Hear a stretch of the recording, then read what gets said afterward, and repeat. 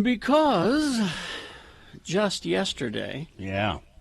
Well, it's so a couple of things with that song actually. yes, So yesterday I was listening to Tom Morello's One Man Revolution. He does this show with his mom, which is adorable. Because you think Tom Morello's a rebel. You do not know Rebel until you've learned about Mary Morello. Tom Morello being a Rage Against the Machine guy. Yeah, among many other things. And he does this show where he plays, like, revolution songs, protest songs. Of course, Rage did a lot of those, but he plays a whole radio show. And he played that song yesterday before the Trump rally. Fortunate Son by John Fogerty, Creedence Clearwater Revival. So I was driving in my car going, yeah, that's a good one. And then on Twitter later, I started seeing all these lyrics to Fortunate Son popping up. And I'm like, wow, a lot of people were listening to Tom Morello's One Man Revolution today. Oh, no. Little did I know, that song, selected by the Trump campaign as he deplaned at a rally yesterday. Let's look at the lyrics of that song, shall we? Let's look at the lyrics of Fortunate Son by Creedence Clearwater Revival. It begins, some folks are born made to wave the flag. Ooh, they're red, white, and blue. And when the band plays Hail to the Chief, ooh, they point the cannon at you. But ain't me. It ain't me. I ain't no senator's son. It ain't me. It ain't me. I ain't no fortunate one. No. Mm-hmm. It is so ironic.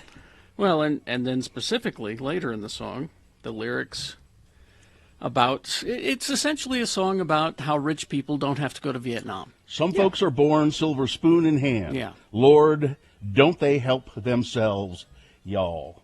But when the tax man comes to the door, Lord, the house looks like a rummage sale. Mm-hmm. Yeah, some folks inherit star-spangled eyes. Ooh, they send you down to war. Lord, and when you ask them, how much should we give, they only answer, more, more, more. It ain't me. It ain't me. I ain't no military son. Mm-hmm. It is a song that could have been written specifically to criticize Donald Trump. Yeah, exactly. the entire song. And if I were John Fogerty, see, a lot of people have been saying to Donald Trump, stop using my songs, our songs at your campaign rallies. Mm-hmm. If I were John Fogerty, I'd say, I want you to play that every time. Every time you get off a plane, exactly every time you stand in front of somebody, because I wrote it about you. I didn't know that I wrote it about you, but I did. Well, Fogerty is so litigious. I'm surprised he's not, drawing up a lawsuit right now. Oh, he might be using it. And then there's also thought that maybe the person who picked this song was trolling. Well, I don't think so. I think they're stupid. Because I don't know how. After there's a guy I follow on Twitter who pointed out this song has been around for 51 years. Yeah. Mm-hmm. You'd think that they would know by now what the song is about. Well, these are the same people that play "Born in the USA" at things. Yeah, they're all what stupid. That's about. They play the most telling one that they play. And the most true one is, you can't always get what you want, Rolling Stones. When they play that one at the rallies, that makes sense. Good Lord. Yeah. So, I just didn't think it was possible that movie, Idiocracy, is that what it's called? Mm-hmm, mm-hmm. I just didn't, when I saw that movie, I thought, oh, that's so silly. Well, that's so silly. And it's getting worse. Because every day it's 2 or 3 horrible things that come out, and we're numb to it. Yeah. As Isaac Asimov said, quote, there is a cult of ignorance in the United States, and there has always been. The strain of anti-intellectualism has been a constant thread winding its way through our political and cultural life, nurtured by false notions that democracy means that my ignorance is just as good as your knowledge. Yeah. And that when I talk about that, or when Isaac Asimov says that, it makes me sound like an egghead, a snob. an intellectual. Mm-hmm. You know what? I am. That's not a bad thing. And that's their argument, is that, you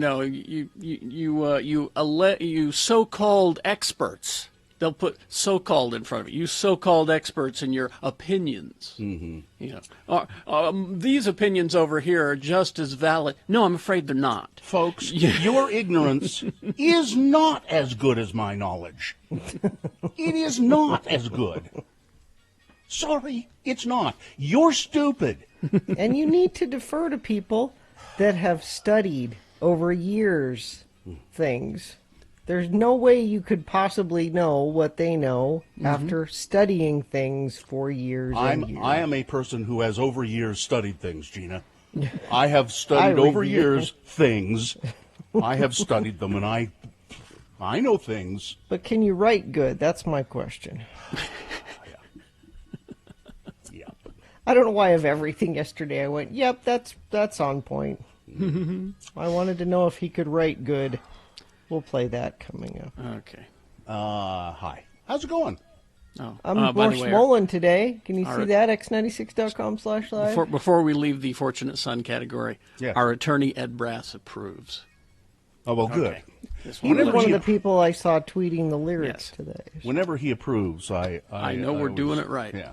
I go, okay, we're on the right track then. We're on the right track. Okay. And don't get me wrong. I am also a lover of the common person. I mean, I really am. You guys know that. I just like the average guy and girl and person. I like the average person. I like them. I don't. It's not that I have to hang around with intellectuals all the time. I don't. That doesn't. This coming appeal to from me. the man that belongs to a literary group, not a book Not a club. book club. That's true. But no, here's the thing about everybody that I know has an area of expertise in different things. They don't claim to be expert electricians if they're not. They say, hey, plumbing, I can help you out. Whatever it is, and I'm just using those two examples. It could be anything. Everybody I know has an area of expertise that I go to. There are some people I will not go to for those other things that I need. And that's the way it is. It's not everybody knows everything about something. No. It's not. I defer to people who are experts. You do know one person who knows everything about everything, Carrie. You know one person who is a know-it-all. It's me. It's me. It's me. I know everything about everything. You know that. You know somebody is really smart, and this is true. They are able to say, I don't know. Mm-hmm. And you will hear this a lot in science. You'll hear it from Dr. Fauci. Mm-hmm. They'll ask a question and they'll say, I don't know. Because they won't say they know unless they know for certain. And saying I don't know means I'm going to go look into that. I think there are people who reflexively think they have an answer to everything. I don't want people running my country. I don't want people running my country who are saying they don't know. I don't know. What are we going to do about that? I don't know. I don't want the president to say that. Yeah. But at the same time, you want a president you can have a beer with. Yeah. I should not watch documentaries anymore because it just depresses me. What did you watch? Because we watched one yesterday on Netflix, and I can't remember the name of it, Social Problem or something like that. And it's about these guys who created most of the social media that you know, Facebook, Twitter, all of that. Mm-hmm. And they said, yeah, we when we started it, it was like, it was this great thing. We were connecting old friends. We helped people get liver transplants, lost pets, things like that. That's why Al Gore created the internet. And then suddenly it changed. And it wasn't even about, it was more about advertising than it was about politics, really. But it was about how these things have now, it's like Frankenstein. It's out of their control, and they won't admit it. It's out of their control. It's all about the influence and the algorithms, and how even the people who, it's called Social Dilemma, that's what it's called. And how the people who invented this didn't anticipate and now don't know what to do. No, They Mark can Zuckerberg has no idea Yeah. what he did. And they didn't think that it was going to be influencing the globe, in a negative way. And it's just out of their control and there's nothing they can do. Delete your Facebook was essentially the message of the entire thing. Yeah, But it was depressing as hell. Yeah. And Mark Zuckerberg, he created Facebook to meet pick up- girls. to meet girls, pick up Yeah, girls. that's what I. Yeah, He was a didn't mean creeper. for it to be this. Yeah. He was Yeah. a creeper. And he still is. Look at with all that money, look at that haircut. I'm sorry. You can do better, Mark. You can do. Or maybe it's just the way your face is shaped I think and it's, there's I just think no it's his saving it. forehead. He has You a think? forehead that's not meant for hair. Take some of that money and do something with your look because it's just, you look like a lizard or something. All right. Anyway. I guess we ought to officially begin the program. It's time for you to call, check in, and don't worry about. I mean, it doesn't have to be anything special. Just call to say hi. 877-602-9696. That's the number. We just let people kind of call in the first part of the show, say hello, tell us what you're doing today, what's going on in your life, and we like to chat with you. 877-602-9696. Check-ins here on the Radio from Hell show. Hi, I'm Tyler Glenn from Neon Trees. Have you been affected by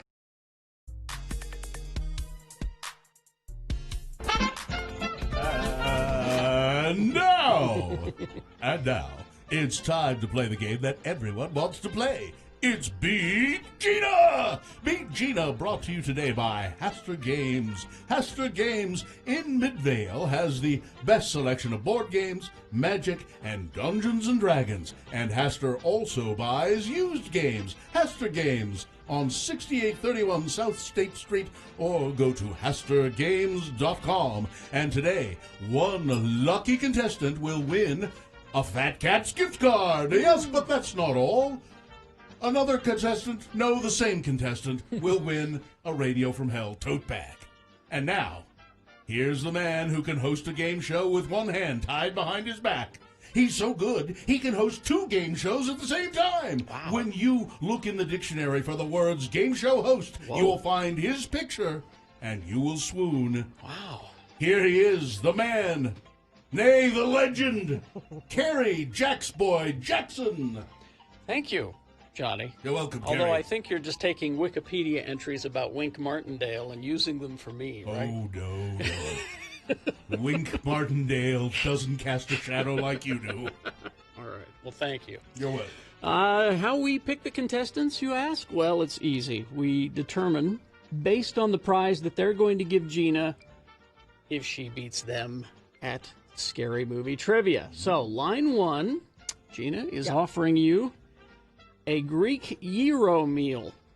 Ooh. Okay. I don't know whether it's prepared here or no, there's no if it's specifics. transported. Okay. Doesn't say. Line two is offering you Halloween cookies and wine. Okay. And line three is offering you Lehigh Bakery donuts. I've never had the Lehigh Bakery donuts. Oh, they're very good. Okay, we'll go with that. Is that what you Johnny. want? Sure. Going with Lehigh Bakery donuts with Brad. Brad is who you will be playing against today. Brad, are you there? Oh, hang on. Brad, are you there? I'm here. All right, good. Thank you, Brad. I was doing some work during the commercial. All right. We toss coin to determine who goes first. It does give you an advantage in the game. Heads or tails? Tails. All right. Coin toss app says tails. That means you go first, Brad. Are you feeling confident, Brad? Very confident. Oh, All right.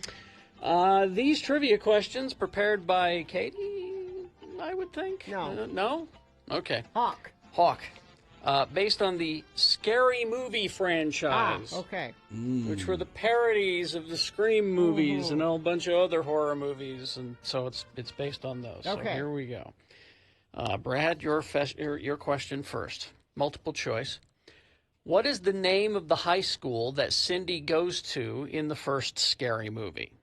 Is it 1, Shadyside High School, 2, Serial K High School, 3, Dead Bodies High, or 4, B.A. Corpse High School?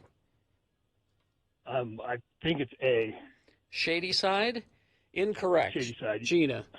B.A. Corpse. B.A. Corpse is correct. It's 1-0 for Gina, and I don't think I'd like to go to that high school. Gina now controls the question as well. Gina. Yeah. What did Cindy type on the computer to summon the police? What was her message to call the police? Was it 1, the killer's into house? 2, white woman in trouble? 3, can you bring some donuts? 4, I've fallen and I can't get up. White woman in trouble. Wow. That's 2-0 for Gina, a commanding lead. But, Brad, you have a chance to climb back into the game. Brad? What, All right. What is the book that Cindy is reading? Is it 1, Harry Pothead? 2, Board of the Rings? 3, The Gay Gatsby? Or 4, The I'm Really Hungry Games? The Gay Gatsby. Incorrect, Gina. I don't know. You wanna hear- A. A, Harry Pothead? Yeah. Oh, that was a total guess. Well, Gina sweeps the game. Wow. Brad almost didn't get a chance to say anything. And now you'll be I guess I gotta enjoying... go rewatch those movies. Yeah. You'll be enjoying delicious Lehigh Bakery donuts, and poor Brad will go home empty-handed. People should expect me to do that again. That was a That may special- never happen. No. You whipped him like a souffle. Hang on, Brad. All right. I'm going. Goodbye. You're just out of here? Yes. You can't leave until I turn the music down. Oh, you're right. I can't. It's I'm like- trying to. It's like a Doctor Strange spell. I'm trying to, but I can't leave. Tell me the truth, Gina. You guessed on all of those. Totally guess. I knew you didn't see those movies. I just knew it. Okay, Johnny, you're free. Thank you. You're released.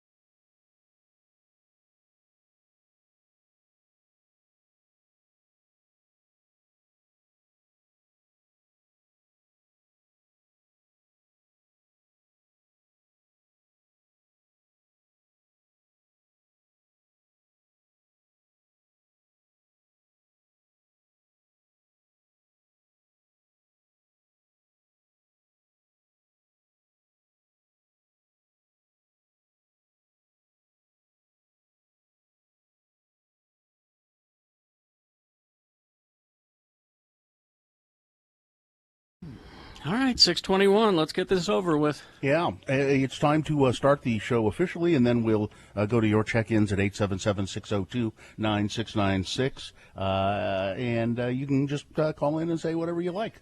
Gina? The best built trucks are at National. They need your trade and will give you $3,500 more for it so you can drive home in a built truck from National. The moon is on the wane. It's going away. 39.0% of full. It'll be gone. We'll have a new moon on September 17th. The next full moon is on October 1st. The moon will set today at 4:04 p.m. Today being Friday, it's the 11th day of September in the year of our Lord Jesus Christ 2020. And that means it is 9/11 Remembrance Day. 20 years ago? 20? 19. 19 years ago. The 9/11, the planes crashing into the towers and the plane crashing into the field in Pennsylvania. We'll talk about that And coming the up in the Pentagon. news. Yeah, and the Pentagon. So it's 9/11. Although that one didn't happen. That never happened. It didn't? That's one of the conspiracy. That's that's one of what- those QAnon. Is that what Facebook- QAnon Facebook woman told that's you running for Congress? She says that one never happened. That one never happened. Okay. So it's 9/11 Remembrance Day, and it's also I don't think you need other days, but it's also no news is good news day and make your bed day. I don't think we really need those. Nah. It can just be 9/11 day. Yeah. You're listening to the Radio from Hell show, starring the Lords of Morning Radio, Kerry Jackson, Bill Allred, and Gina Barberi, broadcasting from our homes for the 165th day of the coronavirus pandemic. Back in the studio, we have Katie for short, the producer of the show, and then helping out and learning more about producing is Nick's your buddy, Nick's your pal. He's there in the studio. You can see him waving at you if you go to x96.com/live. And I believe Skip and Miriam are here today, too, helping out with the show.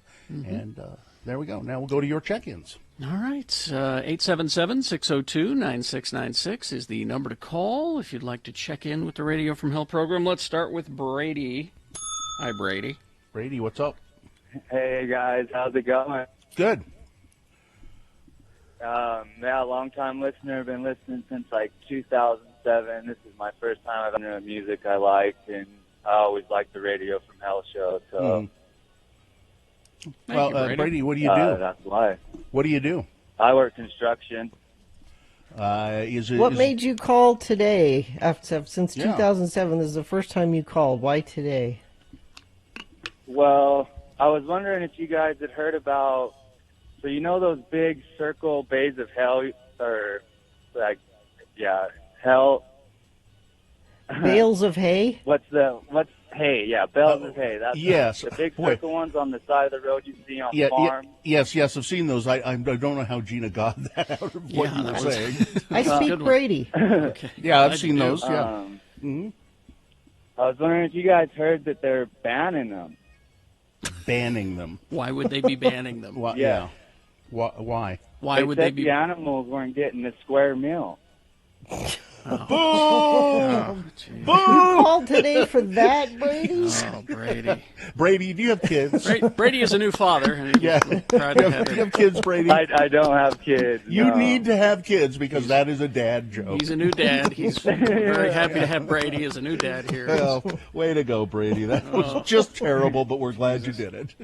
Thanks for calling right us. on, guys. Thanks, Brady. All right. The animals aren't getting a square meal. You tuck that one away for when you have kids. They'll love it. All right. Yeah, save that one. Put that one in a file. Start keeping a file of dad jokes there. Let's go to Lang. Lang. Good morning. Good morning, guys.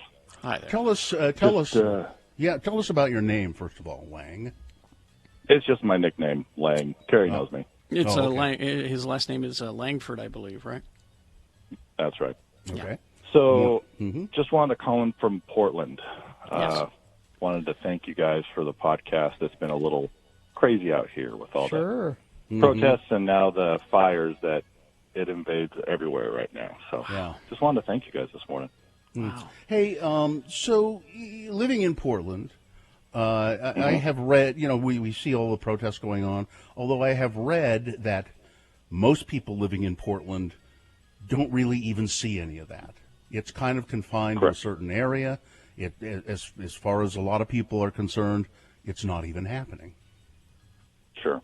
It's about 3 square blocks, give or take, about where the protests happen.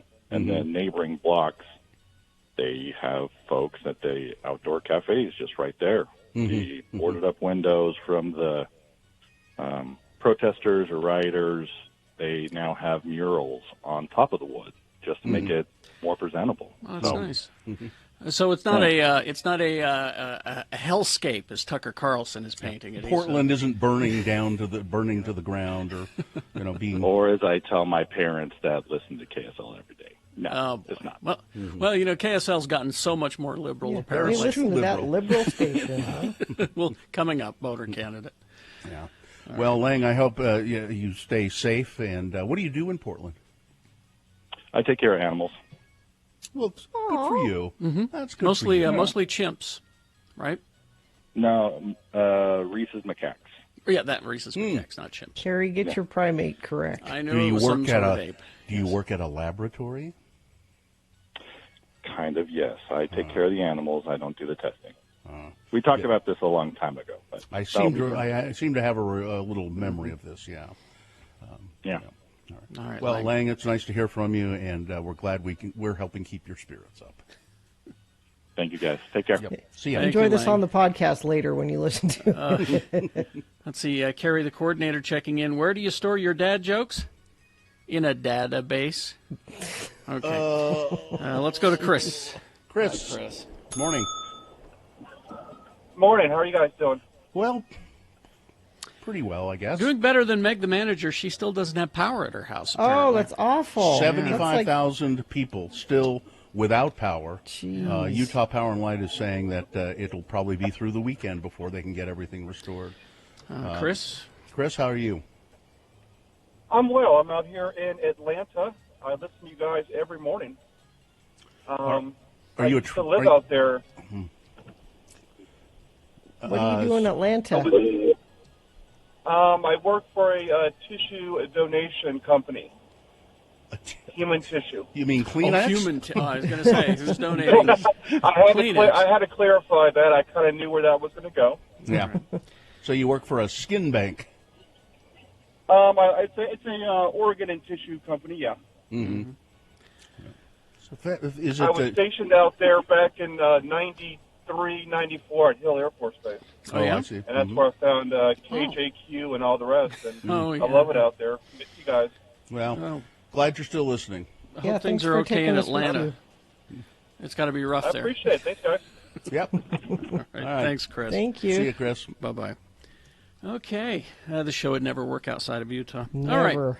All right. Let's get things going with some traffic, Gina, please. Well, I'll just take this opportunity to ask for your help with traffic because UDOT is not giving me anything. Maybe things are just fine, but I suspect there's still some trouble, especially if there's still that many power outages going on. There'll be some traffic lights affected and some debris still in the road affecting your commute. So text it to us at 33986, and I will pass it along to friends of the program if you see something. All right. Well, let's take a break. We will be back with a full-strength Big Boy News and Opinioendo after these X96. You know what they love more than a list? What's that? The dueling list. What do you mean a dueling list? Well, I was just gonna do here these 5 health food buzzwords that are misleading. Misleading buzzwords? Well, I have 7 reasons why hotel sex can be very exciting. Oh, dueling lists. It's Radio from Hell with another list. All right. Because people love a good list. X96. All right. If you think your list is so tough, Gina, you go first. Number 1, reasons why hotel sex can be very exciting. All right. Number 1, breaks the monotony.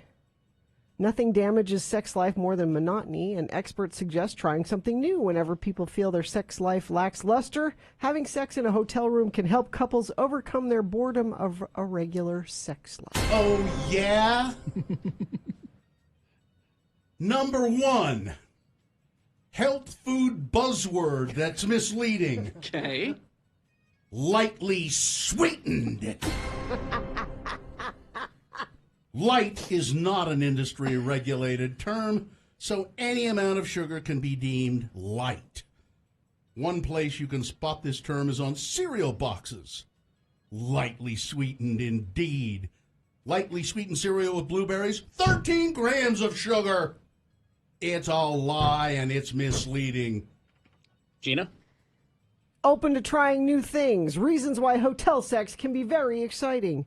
When people have sex repeatedly in the same place like their bedroom, they get used to doing things a certain way. But a new place encourages couples to try new things. Having sex in a hotel room can inspire couples to be adventurous. Try new positions. It can make it very exciting.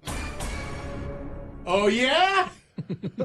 Number 2 health food buzzwords that's misleading. Uncured meat. Cured meats, like bacon and sausage, they've long had a bad rep for containing nitrites, a food preservative that's been linked to cancer. So logic follows that meats labeled uncured wouldn't carry that risk. Well, you're wrong. According to a 2015 Ohio State University study, such labeling, the study concluded, is unusual, confusing, and technically incorrect, That's number 2, uncured meat. Number 3, reasons why hotel sex is exciting. Free from responsibilities. You don't have to do laundry. There's no dishes to do. The kids aren't there. Somebody's got to do that. Somebody's got to do that laundry, though. That's nothing. Free from responsibility. Number 3, made with real fruit. That label makes me laugh. It's a sure sign that there's little or no fruit in it at all. And whatever fruit there is processed beyond recognition. To avoid being duped, look at the food's ingredients. They're listed in order by greatest amounts to least. Where does real fruit appear in the list? It isn't near the top of the list. That's all I'm saying. That's number 3. Forbidden can be exciting. According to experts, sometimes a little amount of guilty feeling can make the experience of having sex very exciting. And if you feel guilt having sex in a place outside of the 4 walls of your bedroom, like a hotel room, it can be a very exciting experience. You know what? What? Number 4 on this list, all natural. Just like lightly sweetened, the word natural is an unregulated term, which is why so many companies have overused it. By one company's definition, chocolate hazelnut spread earned the natural label because it was made with real nuts and chocolate, even though it's essentially a jar full of sugar. What number are we? This is number 5, and I only have 5, so that's as far as you can go. So that's it? Oh, one more. Give me a knockout punch, because I don't think you're winning so far. Okay. Sex is more enjoyable when you're relaxed. Oh. You can order food to the room. Well, yeah. You don't have to leave. It has everything you want. You can order there. food to the room and then have sex with it. Oh, yeah? You can't do that at home. Oh, yeah? Sex in a hotel is very exciting. It's a 3 sandwich day. No help. No help, Carrie. Sorry. This is our fight. And mine, here's the knockout punch. Okay. 5 health food buzzwords that are misleading. Gluten-free. I'm amused by gluten-free on products. Never had any wheat in them to begin with. And that's where gluten comes from. Oh. Gluten-free, they put it on things that don't have gluten anyway. Gluten-free, it's just a lie. It doesn't mean that it's healthy either if it's gluten-free. Well, oh man. If you have to ask me to declare a winner, I declare we're all winners because it's dueling lists. We hope you'd enjoyed another list with Radio from Hell on X96.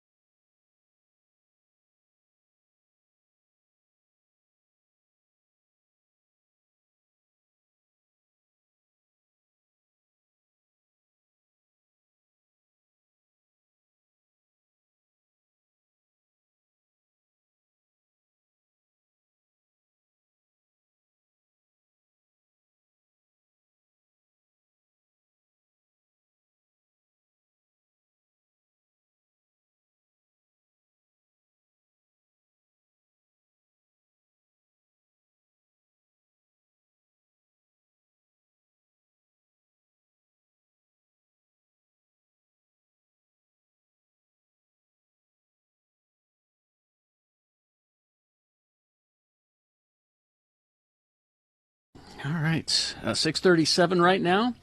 Let's see. It's a full strength big boy news and opinioendo now. Brought to you by 662 is still in effect at Strong Volkswagen. 6 months, no car payments. 6 years, no interest, and your rent or mortgage paid for 2 months.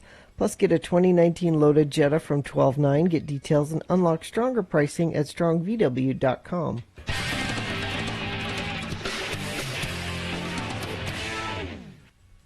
Ever been to Santa Fe, New Mexico? Yes. I have not. Santa Fe, New Mexico is a town that they're particular about how things look. Oh, yeah. You build a new McDonald's in Santa Fe, New Mexico, or something modern. It has to conform to look like it's made out of Adobe. Yeah. It has to really. They are very. It's kind of like Park City. Park City does say that with their certain amount. Yeah. You want things to look part of the town. So George R.R. Martin has lived there for a number of years. You would think he'd know that. And he keeps wanting to build on his compound in Santa Fe a library that looks like a medieval castle. Why do you live in Santa Fe, George R.R.? And he keeps wanting to build this 7-sided castle-style library with but first of all, it'll be too tall, they said. Second of all, it doesn't fit into a southwestern. Why does he keep pushing this? Why don't you go live in New Zealand or something? That's telling him, Gina. He keeps pushing this. To live in New Zealand or something. He keeps pushing this because he's a rich old white guy and doesn't have anybody around to tell him no, and he thinks that if he just keeps doing it, that he can get away with it. Well, the planning commissions in Santa Fe keep saying he's submitted these plans 2 or 3 times now, and every time they say, "Sorry, no, you can't do it." Well, maybe I'll just move then. SNL, Saturday Night Live, has decided they're going to go back into the studio at 30 Rock for the premiere of the show on October 3rd. The new season will not have a host or a musical guest. The premiere of the new season won't have a host or a musical guest. They haven't set the host or the musical guest yet, and it's unknown if the show will have an audience even. But NBC, they haven't announced any differences in the cast or additions or anything like that. So we'll see. I thought that they handled the pandemic really well, doing that stuff from home, and I'm sure that if they go back into the studio, even if it's without an audience, it'll still work very well. I don't know how it works well when you have to act and talk in people's faces without wearing a mask. I don't know how that works well. I don't care as long as they're funny. I don't think it's smart. I don't. Listen, I don't want to put our nation's treasure, Kate McKinnon, in danger. No. Okay? She is a national treasure, and I don't want her in danger. Is she coming back? Do we know? Kate, stay home. Okay. I think she got the word. And Carol Baskin is going to be on Dancing with the Stars.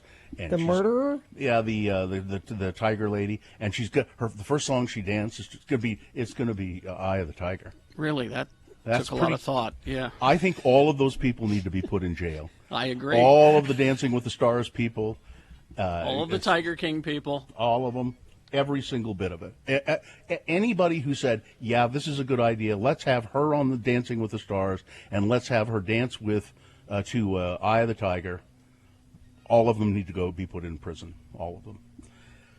It's the president, Donald Trump, and the Democratic presidential nominee, Joe Biden, are each traveling today to Shanksville, Pennsylvania, to honor the nearly 3,000 casualties in the worst terror attack in U.S. history.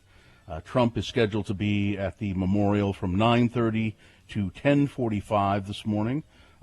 Judd Deere, a White House spokesman, said the president and First Lady Melania will visit the site to honor and remember the lives of those who were lost.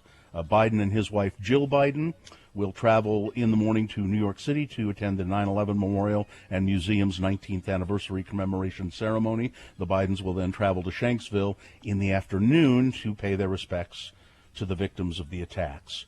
The Flight 93 National Memorial in Pennsylvania memorializes the 40 passengers and crew members who battled hijackers aboard the United Airlines jet that crashed without reaching its target of the U.S. Capitol in Washington, D.C. 3 other hijacked flights from United and American Airlines hit the Twin Towers at the World Trade Center in New York City and the Pentagon in Virginia. No, that one never happened. And the plane that went down in Pennsylvania was was supposed to fly into the Capitol. What is the name of the movie? Is just the flight. Flights. I can't remember now. See if it says here what flight it was. Flight 93. And there's a movie called that about that particular incident, and it's really good. I mean, it's very gripping, but it's about how the passengers decided we're not going to let the terrorists fly this plane, and at some point, it's they all know. They say we're not going to let them fly it into the Capitol, and at some point they all realize, and we're going to go down. We will crash. So, Dr. Fauci is warning the United States to hunker down for fall and winter. It's not going to be easy, he says. Nope. He is the top infectious disease expert in the country. He warned that the U.S. should prepare for a difficult few months in the fight against COVID-19 as flu season approaches. We need to hunker down and get through this fall and winter because it's just not going to be easy, Fauci said during a panel discussion with doctors from the Harvard Medical School. The director of the National Institute of Allergy and Infectious Diseases went on to warn underestimating the pandemic's potential to cause continued destruction would be disastrous if we continue to underestimate it. Fauci, who was one of the world's leading AIDS researchers in the 1980s, compared the coronavirus pandemic to the early days of HIV, when the epidemic started with just a few gay men, to decades later with millions of deaths and infections worldwide. We've been through this before, he said. Don't ever, ever underestimate the potential of the pandemic, and don't try to look at the rosy side of things, because there really isn't one at this point. Not right now, no. His comment came after tapes released Wednesday by journalist Bob Woodward revealed that President Trump admitted in an interview to purposely downplaying the pandemic in the early months of the virus because he didn't want to, quote, create a panic. Okay. There were reporters at a Trump rally yesterday, and a reporter was asking, I think I have that as a boner candidate coming up, but asking people there, why aren't you wearing a mask? Just curious, why aren't you wearing a mask? Because most of the people at the Trump rally were not wearing masks. And the reporter got answers like, I'm not scared. I'm scared of it. And I don't believe that it's really true. I don't believe it's as bad as they say. They're still saying that. Still. I don't believe it's as bad as they say. They are just doing this to scare us. Why? Who's who they? are they? Well, the Democrats and, other shadowy forces. They're doing it to scare us because if we're frightened, that's how they get control of you. They can control you. If you're like frightened. how Trump keeps saying that the suburbs will be destroyed. That too. Okay. State leaders here in Utah rolled out a new COVID-19 plan that they say will see the state through the fall and winter, and they unveiled an online scoreboard for holding them to account. The plan rests on two major goals: keeping the state's case fatality rate below 1% and holding the unemployment rate below 4.5%. Go back to the fatality rate. I find it interesting that is the metric they're using, because this disease affects more people than the people that die from it. And the people that have it and have it bad and are still suffering from it after getting it months ago and don't know how long they're going to have long-term effects from it. I think using just the mortality rate as a metric is cherry picking. The officials have launched an online dashboard that will display the goals and whether the state is meeting them. The report will be updated weekly on Thursdays. The state is currently meeting most of those targets with a death rate of 0.78% of cases and unemployment of 4.5%, according to the scoreboard. Unemployment claims now 54,661 are slightly above the goal of 50,000. Let's see. 10 people are now dead in the massive fires on the West Coast, Northern California primarily. This is they're still looking for people too. There are about 16 people that are missing and feared dead in those fires. A place called Gridley, California, in Butte County. The sheriff's deputies there found 7 bodies on Thursday, a day after 3 other victims were discovered. Among those unaccounted for are Sandy Butler and her husband, who called their son to say that they were going to try and escape the flames by finding shelter in a pond. We're still hoping and praying for good news, said Jessica Fallon, who has 2 kids with the Butlers' grandson and considers them her own grandparents. Everything is replaceable, but not my grandparents' lives. I'd rather lose everything than those 2, she said. More bodies could be found as crews managed to make their way into devastated areas. So I'm sorry to tell you this. Katie is going to be very upset. Fuddruckers. Now, Fuddruckers was a chain that had some locations in Utah at one time. I don't believe it has any in Utah currently, and it will soon not have any locations anywhere. At all? Yeah. Wow. Goodbye, Fuddruckers? Fuddruckers is going away for good. I feel sad about that. I liked the Fuddruckers, and You know why I liked it? Cause I was hoping they'd come back.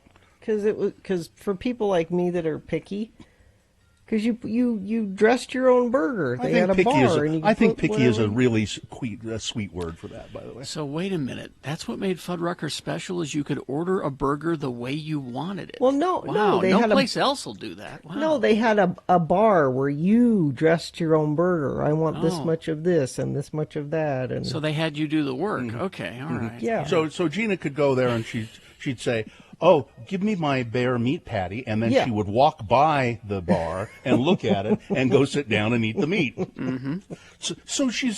So that was really wonderful It that was. she could do that. How did this work? Did they? Because I never went. How did this work? Yeah. Were you charged just a flat fee, or how did it work? Yeah. You just were charged for a hamburger. Then you could go and you weren't charged extra, and you could go and put as much crap on it as you Load wanted. it up Isn't that as much as great? you want. Yeah. Okay. All Yeah, right. and it was a good hamburger, and they had nice. At least the times I went, they had good fresh fixings that you could put on it, and I liked it a lot. Andrew in the chat room, my sister worked there 3 years ago in high school and sold someone one of the display cinnamon rolls that was made of plastic. Oh, okay. And one little side note before we end the news here. So more bad news for you, Katie. Peeps are not making Halloween or Christmas marshmallows this year because of COVID.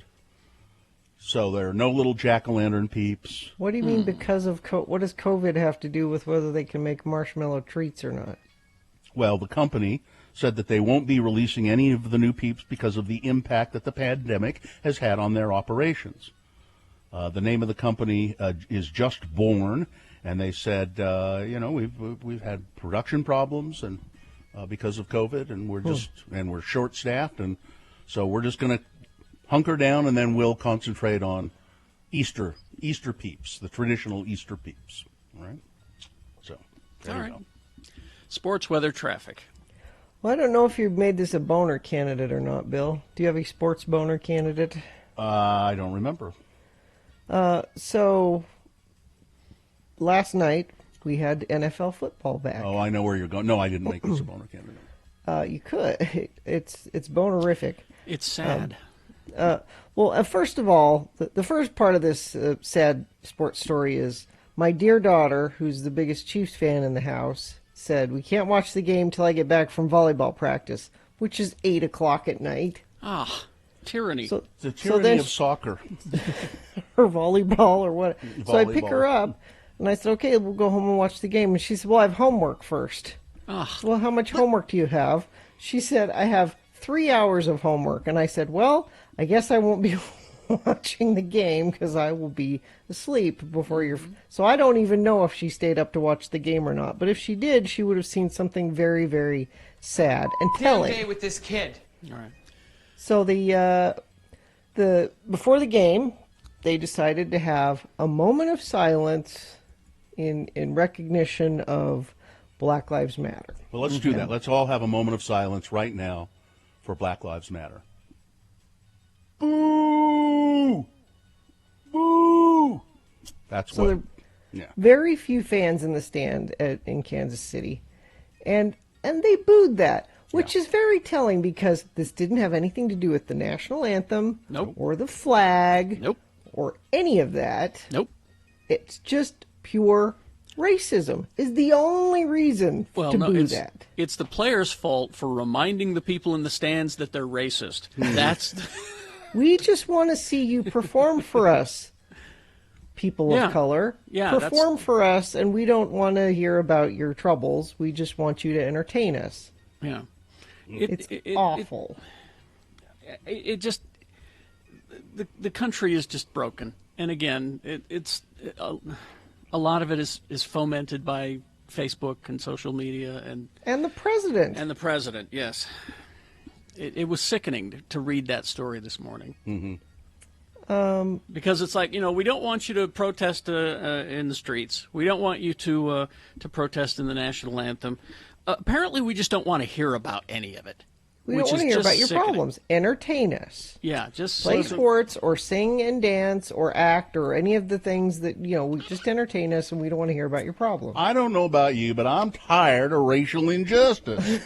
You are. You're tired. I'm tired of it. So that's the headline note of the game. The other note is that the Chiefs won 34-20. Now, some other teams are talking about after they're playing this weekend, they're going to stay in the locker room for the national anthem, and that may be what you see going forward, just to try to put an end to this optic of hatred. It's terrible. It's terrible. Weather is back up to summertime temperatures, 80 degrees for a high today. By Monday, it looks like we're back up into the 90s, actually, and sunny and no rain in sight.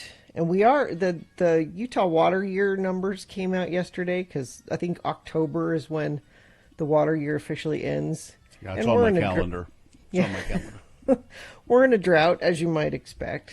I think it's not been a good water year for us, just on top of everything else. Traffic, we have a crash southbound State Street 53rd South in Murray. The southbound and westbound right lanes closed. Got a crash southbound 20th West 7th South. This is in Syracuse. And I think there was something in the message stream a friend of the program sent in. It was traffic, right lanes are closed. Northbound through Lehigh, road construction, crawling traffic for about 3 or 4 miles. Thank you, friend of the program that sent that in. That's very helpful. 33986 is where you do that. Scott Hale is offering a preseason furnace and AC tune-up for just $54. Call Scott Hale, 801-264-HALE. All right, 6:56 right now, and we'll take a break. We'll be back with our mental health check, and round one of your boners is on the way. Best question is on the way. Mayor Jenny Wilson, County Mayor, is coming up. And, it's your Friday show. As we broadcast live from our homes, take a look at us at x96.com/live. A lot of people don't believe that we're actually broadcasting from our homes because this apparently is working so well. And I'm not used to that. I'm not used to things working well. So when people tell me that, I'm like, really? Okay. So we have to remind folks that we are, in fact, in our homes until further notice. At KXRK Provo.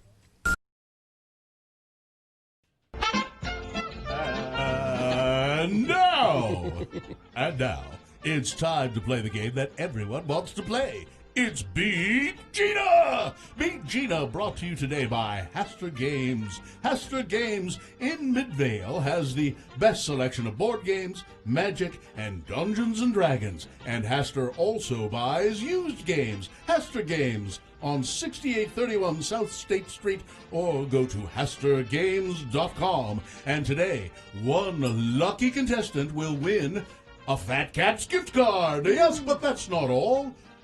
Another contestant, no, the same contestant, will win a Radio from Hell tote bag.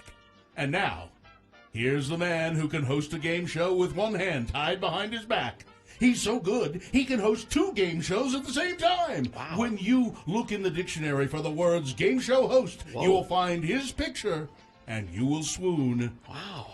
Here he is, the man, nay, the legend, Kerry Jacksboy Jackson. Thank you, Johnny. You're welcome, Although Jerry. I think you're just taking Wikipedia entries about Wink Martindale and using them for me, right? Oh, no. Wink Martindale doesn't cast a shadow like you do. All right. Well, thank you. You're welcome. How we pick the contestants, you ask? Well, it's easy. We determine, based on the prize that they're going to give Gina, if she beats them at Scary Movie Trivia. So, line one, Gina is offering you a Greek gyro meal. Ooh. Okay. So, I don't know whether it's prepared here or no, there's no if it's specifics. transported. Okay. Doesn't say. Line two is offering you Halloween cookies and wine. Okay. And line three is offering you Lehigh Bakery donuts. I've never had the Lehigh Bakery donuts. Oh, they're very good. Okay, we'll go with that. Is that what you Johnny. want? Sure. Going with Lehigh Bakery donuts with Brad. Brad is who you will be playing against today. Brad, are you there? Oh, hang on. Brad, are you there? I'm here. All right, good. Thank you, Brad. I was doing some work during the commercial. All right. We toss coin to determine who goes first. It does give you an advantage in the game. Heads or tails? Tails. All right. Coin toss app says tails. That means you go first, Brad. Are you feeling confident, Brad? Very confident. Oh, All right. okay. These trivia questions prepared by Katie, I would think. No. No? Okay. Hawk. Hawk.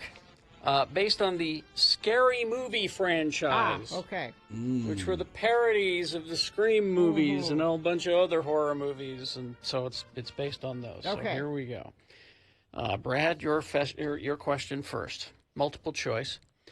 What is the name of the high school that Cindy goes to in the first Scary Movie? Is it 1, Shadyside High School, 2, Serial K High School, 3, Dead Bodies High, or 4, B.A. Corpse High School? I think it's A. Shadyside? Incorrect. Shadyside. Gina. B.A. Corpse. B.A. Corpse is correct. It's 1-0 for Gina, and I don't think I'd like to go to that high school. Gina now controls the question as well. Gina. Yeah. What did Cindy type on the computer to summon the police? What was her message to call the police? Was it 1, the killer's into house, 2, white woman in trouble, 3, can you bring some donuts, 4, I've fallen and I can't get up? White woman in trouble. Wow. That's 2-0 for Gina, a commanding lead. But, Brad, you have a chance to climb back into the game. Brad? All right. What is the book that Cindy is reading? Is it 1, Harry Pothead, 2, Board of the Rings, 3, The Gay Gatsby, or 4, The I'm Really Hungry Games? The Gay Gatsby. Incorrect, Gina. I don't know. You wanna hear- A, Harry Pothead? Yeah. Oh, that was a total guess. Well, Gina sweeps the game. Wow. Brad almost didn't get a chance to say anything. And now you'll be I guess I gotta enjoying... go rewatch those movies. Yeah. You'll be enjoying delicious Lehigh Bakery donuts, and poor Brad will go home empty-handed. People shouldn't expect me to do that again. That was a That may never happen. No. You whipped him like a souffle. Hang on, Brad. All right. I'm going. Goodbye. You're just out of here? Yes. You can't leave until I turn the music down. Oh, you're right. I can't. It's I'm like- trying. It's like a Doctor Strange spell. I'm trying to, but I can't leave.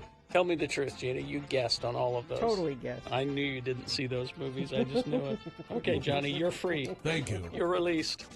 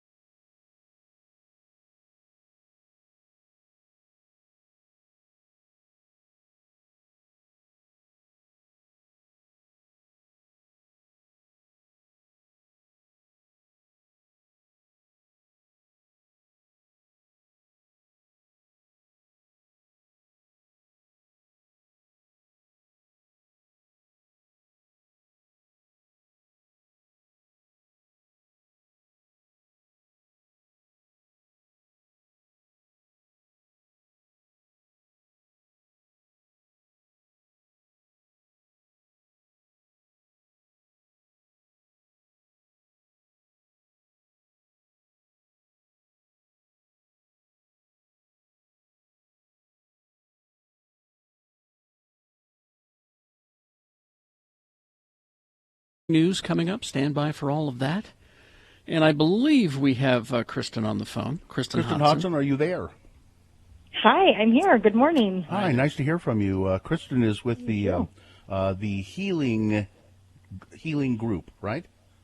Uh-huh. Yeah, licensed clinical social worker and therapist, and I know you wanted to talk. It's suicide, National Suicide Awareness Month and Week, and you wanted to talk about LGBTQ kids and that relationship to suicide, right? I did, because the statistic, it's a sobering statistic. LGBT youth are 4 times as likely to attempt suicide and die by suicide.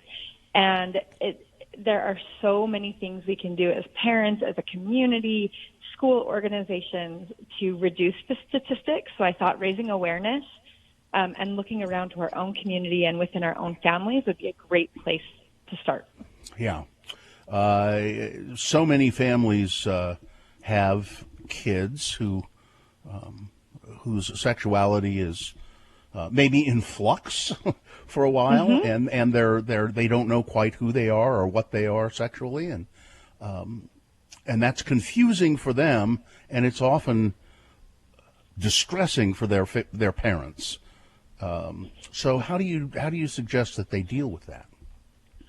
The biggest thing that these kids need is acceptance, connection, and support. There's a wonderful program called the Family Acceptance Project, and their research shows exactly this, that a lot of kids are more certain about their sexual orientation or gender identity, and they need to know they're safe. They need to know they're supported and seen. So just being able to have a parent say, I love you, and it is exciting to see how you're developing and the questions you have.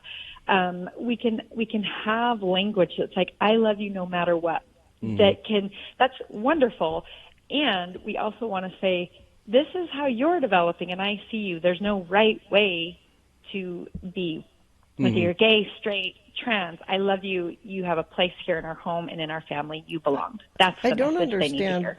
I don't understand why that isn't just the automatic default for all parents when right. They're your children, they're your babies. Why isn't that your natural response to that? Well, it's because it ain't natural. I don't get it. And it's confusing to some parents, and they think that they've done something wrong, because they don't have healthy attitudes about it, and then the kids don't have healthy attitudes about it. Yeah, and that's where having school support, this can be another big place to make sure kids, when they are outside of their home, also feel safe in their school environment. Gay, straight alliances are huge and so helpful. Mm-hmm. I mean, you really also can't underestimate community connections and how people are talking about sexual diversity. Kids are picking up on these conversations.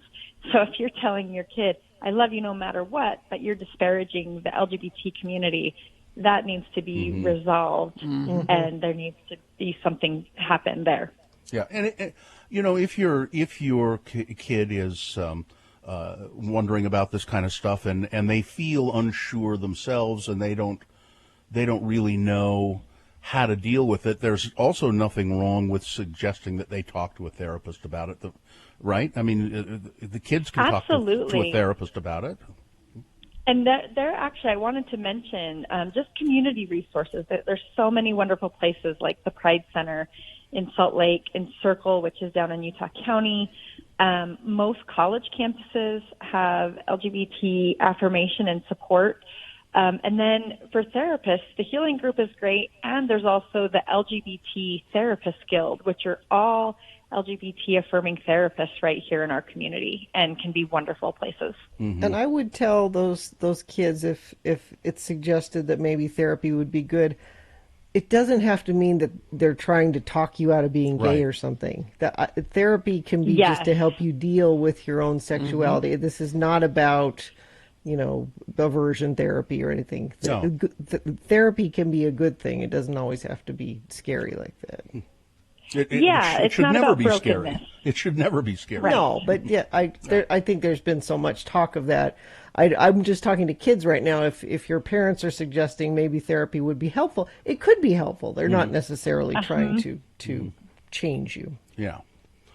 So, Kristen, but I guess the suicide rate is it is so shocking among that group of people.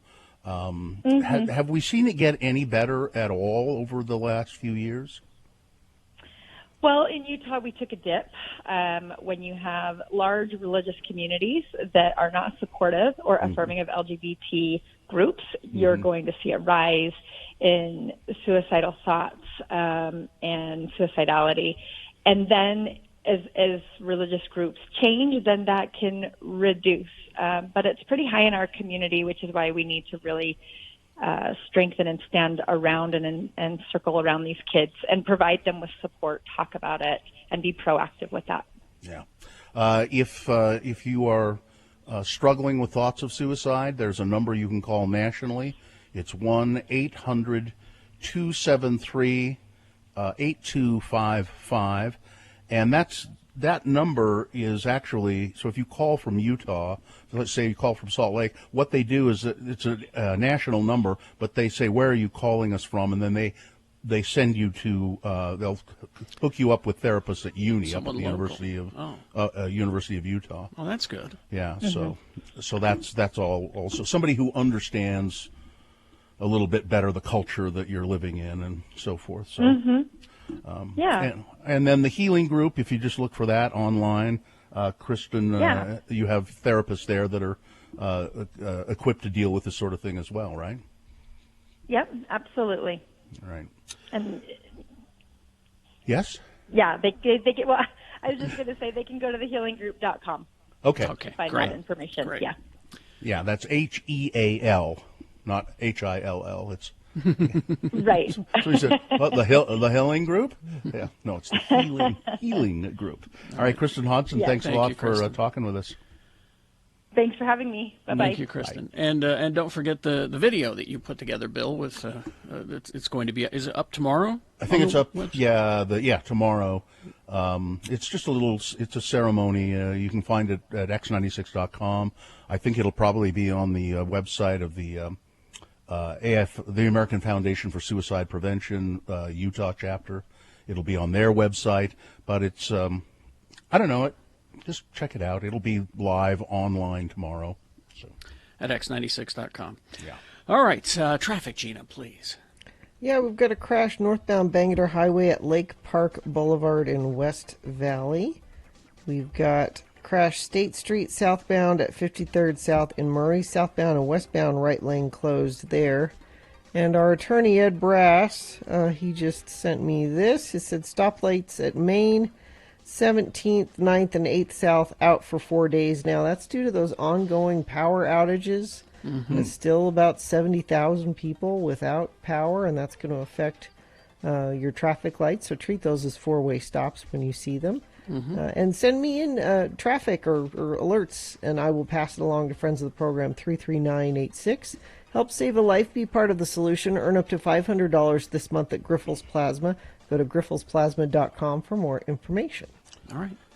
Boner's Round 1 coming up. Here are the titles you'll be considering when we get back from the break. Boner candidate number 1, you ain't no fortunate son. Boner candidate number 2, it's them protesters. They're the ones setting all them fires. And boner candidate number 3, we went too far, but it is done. All right, so round 1 of your boners, Big Boy News, all coming up after these. Stand by for all of that. Salt Lake Film Society, slfs.org. Gonna do, there's the dude, Kerry. If you go to x96.com/live, Kerry has his action figure of the dude. He got a glass of White Russian in his hand. It's a White Russian. There's a beverage, man. Yep. So that's the movie that will be shown, Salt Lake Film Society, Studio Backlot Motor Cinema, presented by Redmond Movies and Stories. And I think there are still just a couple of slots left. If you go to slfs.org and look, you can buy tickets there. This is a drive-in movie, and we're going to be showing The Big Lebowski. It's tomorrow night. Now, I'm going to go tonight. There's kind of a press screening just to see how it's working, and then I'll be there on Saturday night as well. And there is a great season of outdoor movies presented by the Salt Lake Film Society. First one, Big Lebowski. Get your tickets, slfs.org. Real Salt.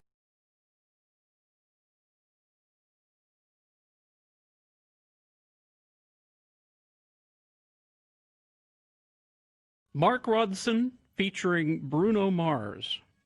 Okay. Owing a considerable amount of money to the James Brown estate and the Rick James estate. I would say. I requested that this morning. I like that. Pretty tasty, I must say. I'm not a Bruno Mars fan. I'm going to make you one. No, I don't think so. I think it's Mark Ronson. No, it's... And No, I can tell you it's Bruno Mars, and here's why. Why? Because it rips off a lot of stuff. Yeah, not ripped, inspired and by. I'm not saying it in a bad way. Yeah, you're right. You know, it's probably so it's Bruno Mars sounding as much as he can like somebody else. Yeah. But it was enjoyable. It was. Normally, I don't. I'm glad that somebody is still making that kind of music. Exactly. So that makes me happy. Yeah, I mean, because I do love that kind of music. Beck had to do it a few years ago. Yeah, which was kind of odd, but so are you okay, Gina? I got my song request. I'm great. Why? Oh, okay. Is that I guess that's what it was. You just usually you have a greeting for me. I had my headphones but on. I was uptown funky. I had no time for you. Gina's got so much funk. I don't. That's why I have to add it to my life. I've seen her. I've seen her dance. She's got the. See, I don't dance. Because you know better. Because I know I look silly. I know I look like a white guy. I have to be really, really, really drunk. And you probably haven't even done that in a long time. Been a really long time. There are mornings when we're playing a song. Oh, do I do it and not realize I'm doing it? And we've been meaning to have an intervention. Do I sometimes dance and I don't realize I'm dancing? Sometimes you air guitar. Do I? Yeah. And I don't know I'm doing it. And air drum. And that's terrible. Yeah. The last time I remember dancing, I believe, what was that band that used to play at all like Green Street and I want to say, they were like Solid Groove or Solid Gold or I don't know. That and they, and they put on Disco the wig. Drippers? Disco Drippers. There we go. The Disco Drippers. And I remember when at Trolley Square, when Green Street was there, and it was the middle of summer, and they would have cordon off part of the parking lot there, and you could just go out there and dance. Right. And I believe the Disco Drippers were there. Quite possibly. And I remember dancing there and taking off most of my clothing. Really? Yeah. Yeah. It was. It was. You were having a good time. I was indeed having a great time. I was down to a shirt and boxer shorts. Really? Yeah. And dancing to the Disco Drippers. I think our salesman, the guy who later became our salesman, was singing with the Disco Drippers at that time. Scott. He was with the band at the time. Scott, what's his name? Yeah. Yep. Took off most of my clothing. I was dancing with a. I don't know how I missed that. I was dancing. Well, you weren't there. That's how. You weren't invited. But you'd think that word would have got out. Bill's over there. No, I was with my actor friends. Oh, I do need to be drunk to dance, but I do it more often than that. I was a wedding in Idaho was the last time. Oh, I think I remember you talking about that. Yeah. Well, there's video evidence of this, and it's a bad thing. Well, let's face it. I have seen people, white people that dance well, but we are not among them. I think no, not among them. And I think you get a pass at a wedding. I don't think anyone's gonna. Yeah, because I often make passes at people at weddings.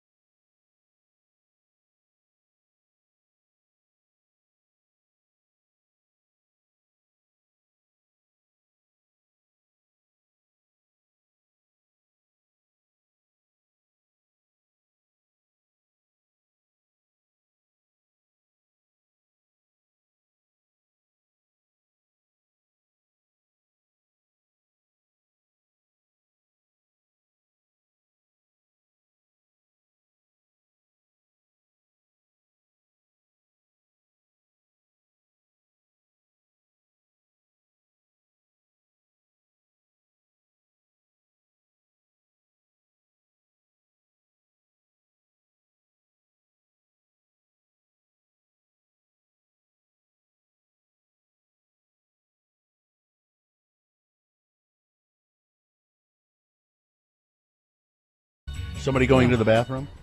What's that? Somebody going to the bathroom? I just heard that. Heard what? So our Rosie saying, "You'll have to excuse me, I'm going to the bathroom." I didn't hear that. Only I heard pickles. that? I heard pickles. Why did I hear that, Nick? I don't know. Maybe you have to go to the bathroom. Do you have to go to the bathroom? We pressed the wrong button. Sorry, guys. Oh, it got sent down to your feed. The rest of us didn't I hear see. it. Yeah. Okay. All right. Okay. It's very confusing. Yeah.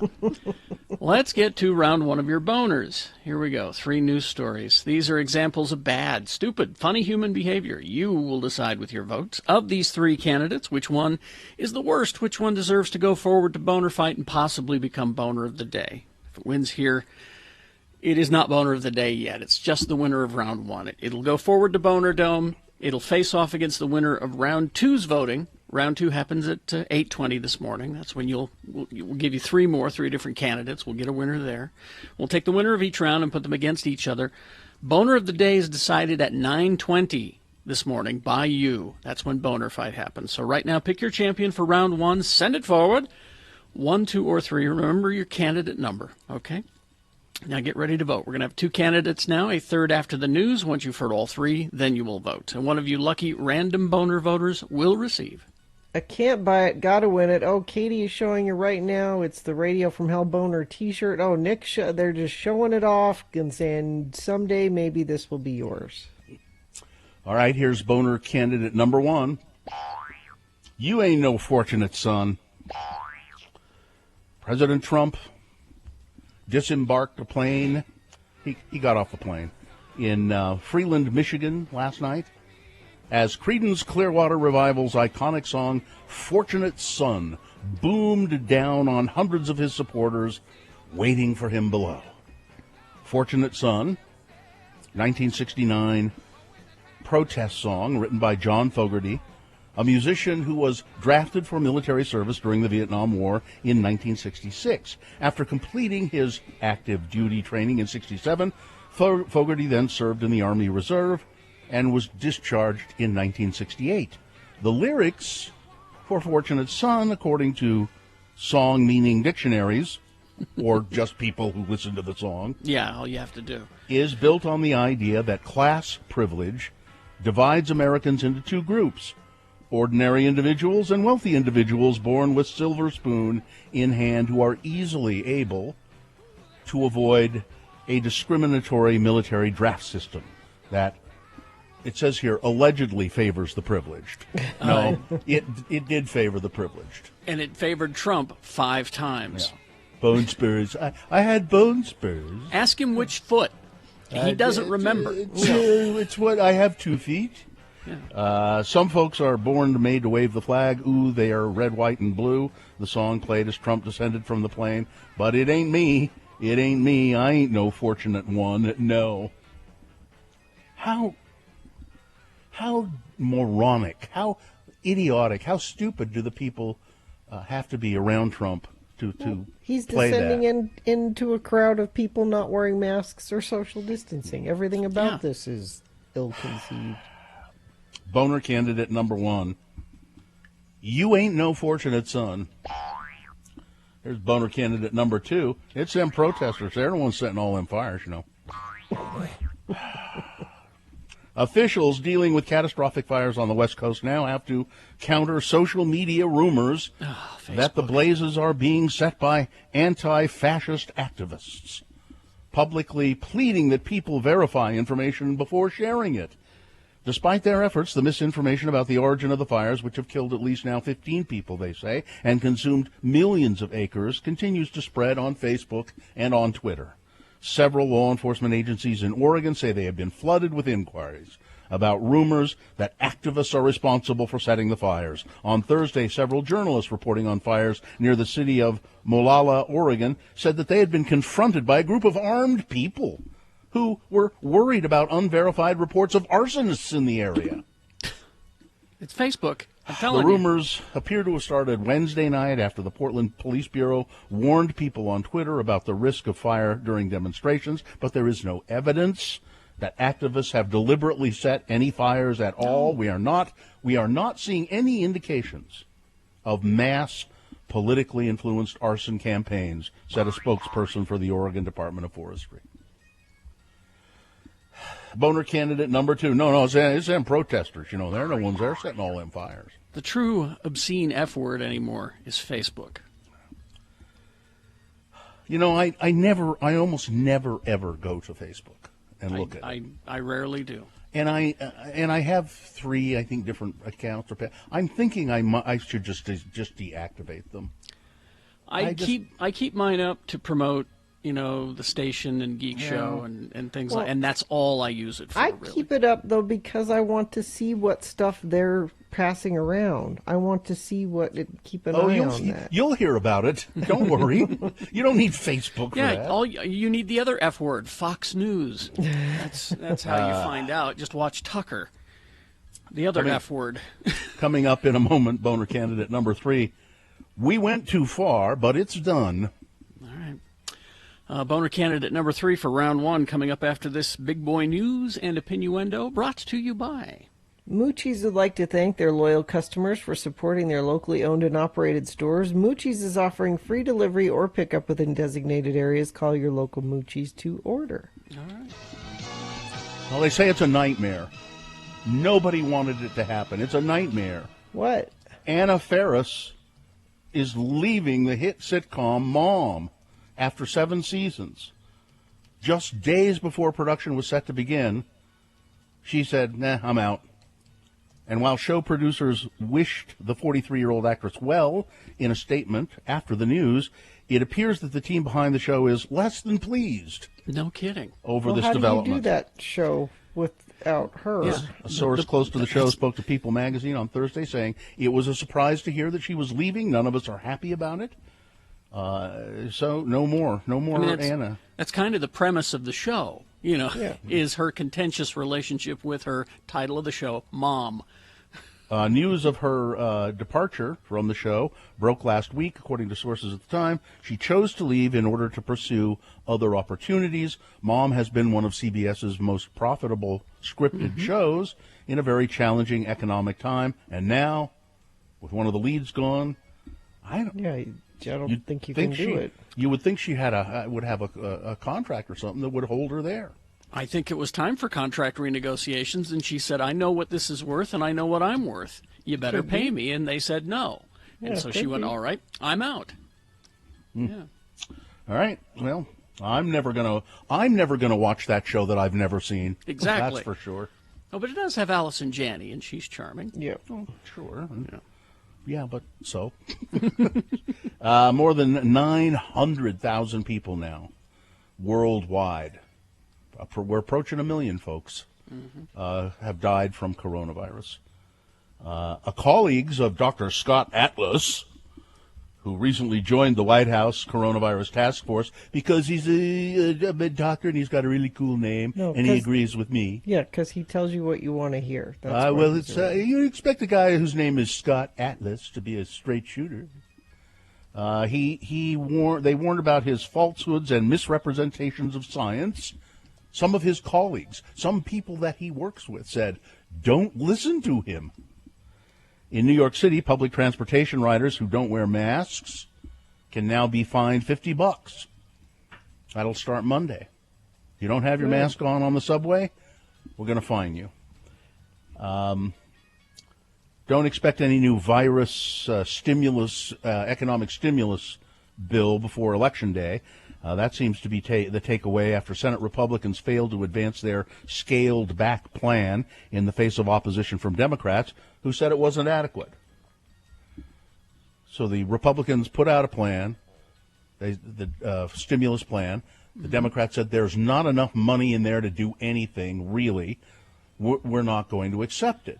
Plus, it had a lot of money for coal and oil companies as well. And the Republicans are saying, well, you see, they're obstructionists. They won't even. What they should do is we should pass this bill and then we should discuss it. Well, that's what they mean by. That's what Republicans mean by bipartisanship. Is we come up with the plan and you go along with it. Republicans have argued that $600, an extra $600 given to people, deterred them from going back to work, because There are almost zero cases, I would think, of They were people living high on the yeah. Katie, you were just exactly swimming in luxury, weren't yeah. you? Boy. So let's see. New York Times reporter Kathleen Gray, a longtime reporter for the Detroit Free Press and who now works for the New York Times, said she was removed from President Trump's Michigan rally last night after tweeting that few people in the crowd appeared to be wearing masks. First for me, Trump campaign tracked me down from pictures that I tweeted and escorted me out of the rally. You mean she was reporting on what was happening at the rally, and that you can't do that? Earlier, she had posted photos of the crowd and said maybe 10% are wearing masks. National media reported that Trump campaign officials said she was removed from the rally because she did not have campaign-issued credentials and was working in the general audience rather than in a designated press area. Now, were they stopping people just Trump people that were tweeting pictures and things? Did they stop them and ask them to leave from? Is that are you asking me that question for real? Really, okay. No. Gray told Bridge Magazine that she had missed the deadline to get credentials, but had tried multiple times to contact the campaign to get them after that and received no response. So there you are. 500,000 people still without power, or excuse me, 50,000 people still without power here in Utah. Reinforcements are here, but it's slow going, said Rocky Mountain Power spokespeople. Said, we've got people working around the clock. We've brought in extra people from Iowa, some crews of linemen from Iowa to help restore power after the windstorm. But they're saying through the weekend there'll still be people without power that long. That's just amazing. Rocky Mountain Power said that the effort has shifted from restoring power to substations and main circuits to fixing more localized outages, which is more labor intensive. And somebody said earlier that I had dated myself by saying Utah Power and Light instead of Rocky Mountain Power. I still send my checks. I put on them Utah Power and Light and Rocky Mountain Power. They cash them. Mm-hmm. And, it's still Utah Power and Light as far as I'm concerned. Well, I told them it's fun to do that. We also refer to it as Smith's Food King, and we still go to the Grand Central. Yeah, I love the Grand Central. I was just there yesterday. It's just fun to do that. Yeah. The Delta Center is still there. Yeah, exactly. So President Trump on Thursday said he spent the previous night watching back-to-back Fox programming, even as the country continued to battle simultaneous health, environment, and economic crises. He made the revelation unprompted during a White House press briefing on Thursday while discussing the probe into FBI conduct in the Russia investigation. These people, they got caught, probably the biggest political scandal in the history of our country, and they got caught, he said. Trump seemed to imply he was receiving some of his intelligence about the probe from Fox News and Fox Business shows. What the Durham report is going to say, I can't tell you, but if they say half as much as I already know from seeing it, you have people, I watched some of the shows. I watched Liz McDonald. She's fantastic. I watched Fox Business. I got a little audio here. It's just a you. Watch some of the shows. I watched Liz McDonald. She's fantastic. Yeah. I watched Lou Dobbs last night, Sean Hannity last night, Tucker last night, Laura. I watched Fox and Friends in the morning. You watch these shows.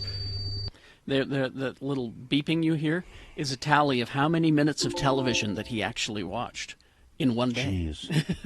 It's 480. You watch these shows, you don't have to go too far into the details. They cover things that are really amazing. It's an amazing thing. I'm not president, and I don't watch nearly that much TV a day. Well, you should. No wonder you don't know anything.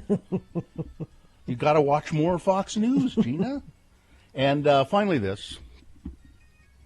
We're moving right along into the holidays, whether you're ready or not, coronavirus or not.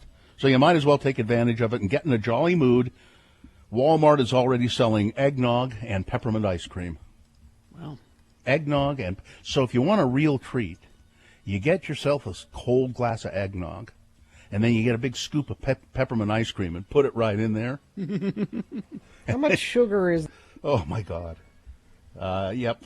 I don't know. I don't get it. My kid, little Bill, who's now giant, he loves egg. He'll get a half a gallon of eggnog and just mow through it.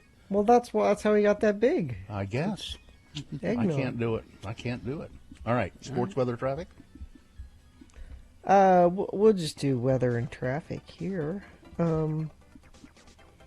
80 degrees for a high today. We could get up to 90 by Monday, and sunny and lovely all weekend long. It's back feeling like it should be. Not so windy and not so cold. Traffic, we've got a crash northbound Bangor Highway at Lake Park Boulevard in West Valley.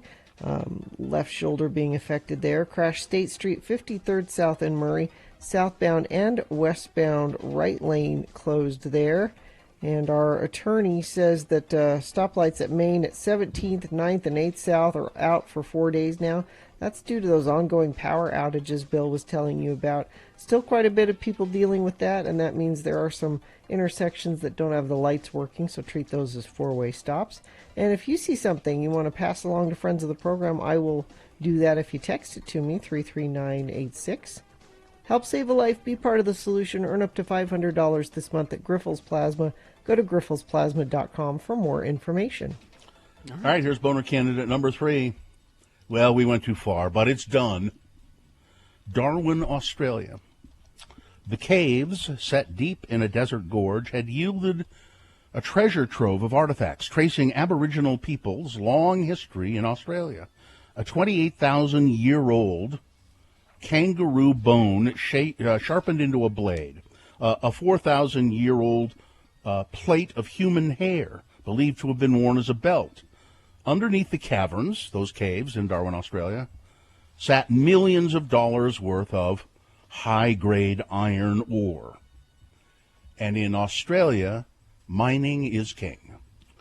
In May, the minerals giant Rio Tinto decided to blow up those caves to get to the riches below.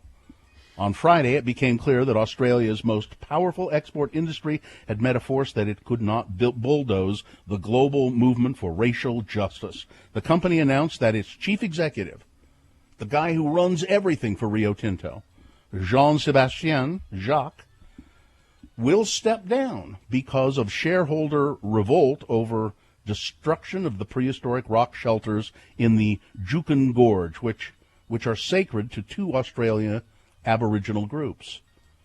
2 other top executives with Rio Tinto will also leave the company, which is based in Britain and in Australia. The 3 executives had part of their 2020 bonuses docked last month, but shareholders, arguing that the measure failed to hold the individuals responsible, called for harsher punishment. They just destroyed these valuable these relics, and these caves were sacred to the Aboriginal people. The guy who stepped down, the CEO of the entire Rio Tinto, said, well, it's true. We went too far. But it's done. Boner Drill, candidate baby, number drill. 3. Yep. All right, let's review the first 2 and vote. Boner candidate number 1, you ain't no fortunate son. Donald Trump getting off a plane down to his adoring crowds at a campaign rally while the John Fogerty song Fortunate Son playing, a song that's about white privilege and how people get out of the draft because they got a lot of money. Right, Donald? Mm-hmm. So maybe it's, maybe this isn't a boner candidate. Could be. Maybe it is. This is an entirely appropriate song, and he should play it everywhere he goes. He got 5 deferments, so... Boner candidate number 2, some protesters, they're the ones setting these fires. False rumors that activists are setting wildfires in California and in Oregon. And boner candidate number 3, we went too far, but it's done. All right, so you've got to decide, of these 3 candidates, which one is the worst? Which one deserves to go forward to Boner Fight and possibly become Boner of the Day? If it wins here, it secures a spot in Boner Dome. That's for sure. It's not Boner of the Day yet. Round 2 comes up at 8:20. We get 3 more, 3 different candidates. We get a winner there. We'll take both of these winners and we'll put them against each other this morning at 9:20. That's when you'll decide Boner of the Day for today with Boner Fight. Right now, pick your champion of round 1. Send one of these 3 forward. Remember your candidate number, the one that you think should win, 1, 2, or 3. Put that number, that single digit is all the computer needs to count it in the message of a text. Put that digit in the message, send it to 33986. Easy to text. Or you can call 877-602-9696. Use your voice to vote. They'll take it in the producer's booth. Or go to x96.com, look for the box that says Boner Voting September 11, 2020, and vote there. You have until the end of these messages to do so. This is round one. Go. I don't know how it happened, but somewhere along the line, a rumor started that I hate kids. Well, it began to reflect poorly upon this morning show. Not just me, but on this morning show and on this radio station. Yep. So in order to combat this horrible, horrible rumor that I really, really hate kids, I've decided that it's time for a public service message every Friday at this time called Just for Kids. And I do this because I'm a role model. Hi, kids. It's me, your role model, Kerry Jackson. You know, the guy you want to grow up to be. Sorry we have to do this, but I got to talk to you about a new high that's going around. Now, on the street, they're calling it chugging the udder. Huh? Tipping the teat, lapping the lactate, pastures new, chasing old Bessie, or riding the White River. Yes, kids, I'm talking about this new high. Yeah. And I'm here to tell you, you should never, never try to drink an entire plastic jug of milk in the space of an hour. Never do that. Don't do that. Now I'm talking the vitamin D milk, not the 2% or the low fat. All The right. strong stuff. And it's got to be the real thing. It can't be that lactate. Don't ever drink an entire plastic jug of milk in the space of an hour, okay? Now, some say that it creates a kind of euphoria, kind of like the time I drank too much Jägermeister. I mean, woo. I was messed up. Now, others say that the human body cannot possibly digest that much lactose in an hour, and it will just make you vomit. Be careful of those people, kids. Those people are called scientists. And as our president has made very clear, scientists cannot be trusted. Besides, they just want to keep this secret all to themselves. So never drink a gallon of jug in the space of an hour, because when you chase old Bessie, nobody wins. This is a message from me to you, kids.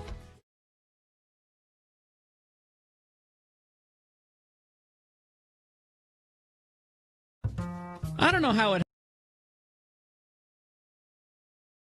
Crater. Spell it with me now. Crater, C-R-A-T-E-R.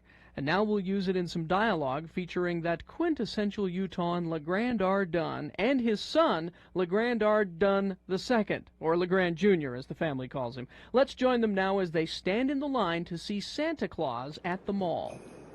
Now you remember, Junior, tell Santy nice and loud what you want for Christmas. Okay. But only ask for them inexpensive gifts that we already discussed betwixt the two of us. I'm afraid of Santa Claus, Dad. He won't hurt me, will he? Oh, no, of course not.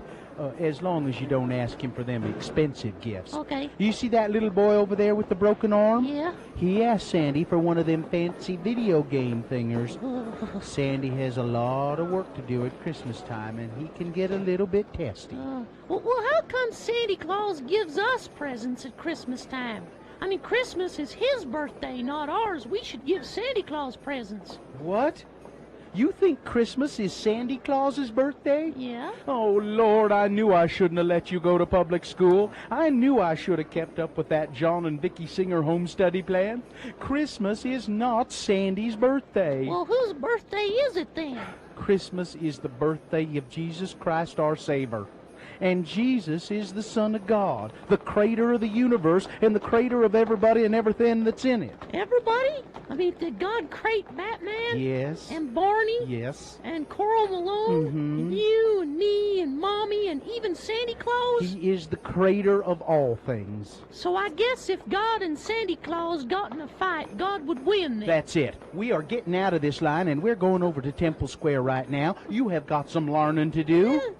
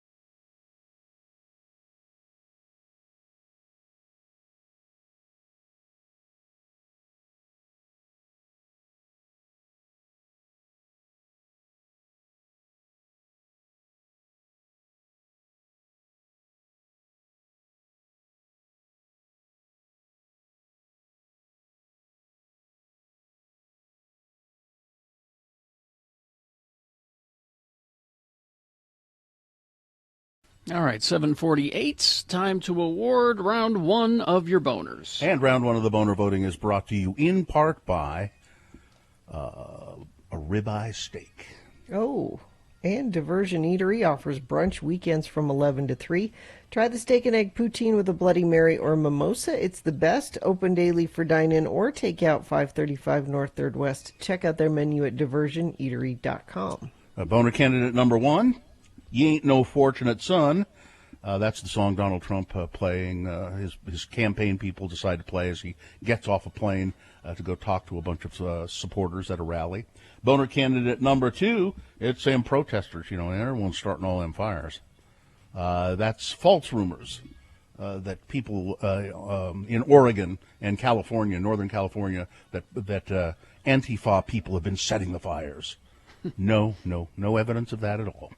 And boner candidate number three, well, we went too far, but it's done. Executives stepping down in Australia after Rio Tinto destroyed sacred Australian sites with the permission of, they didn't just do it under the cover of darkness. The Australian government gave them the go-ahead to do it. And you know what? Ian won a boner T-shirt, and that's the one that won. Boner candidate number three. But very significant win, too. Wow. Well, there you go. That's the winner of round one. It has secured a spot in Boner Dome. It might be Boner of the Day. We'll find out later. At 8:20, we have round two. We get three different candidates. We'll get a winner there. We'll take the champion of each round and put them both against each other at 9:20 this morning. That's when you will decide Boner of the Day with Boner Fight for today. And then after that, it's Boner of the Week. I've got a file here.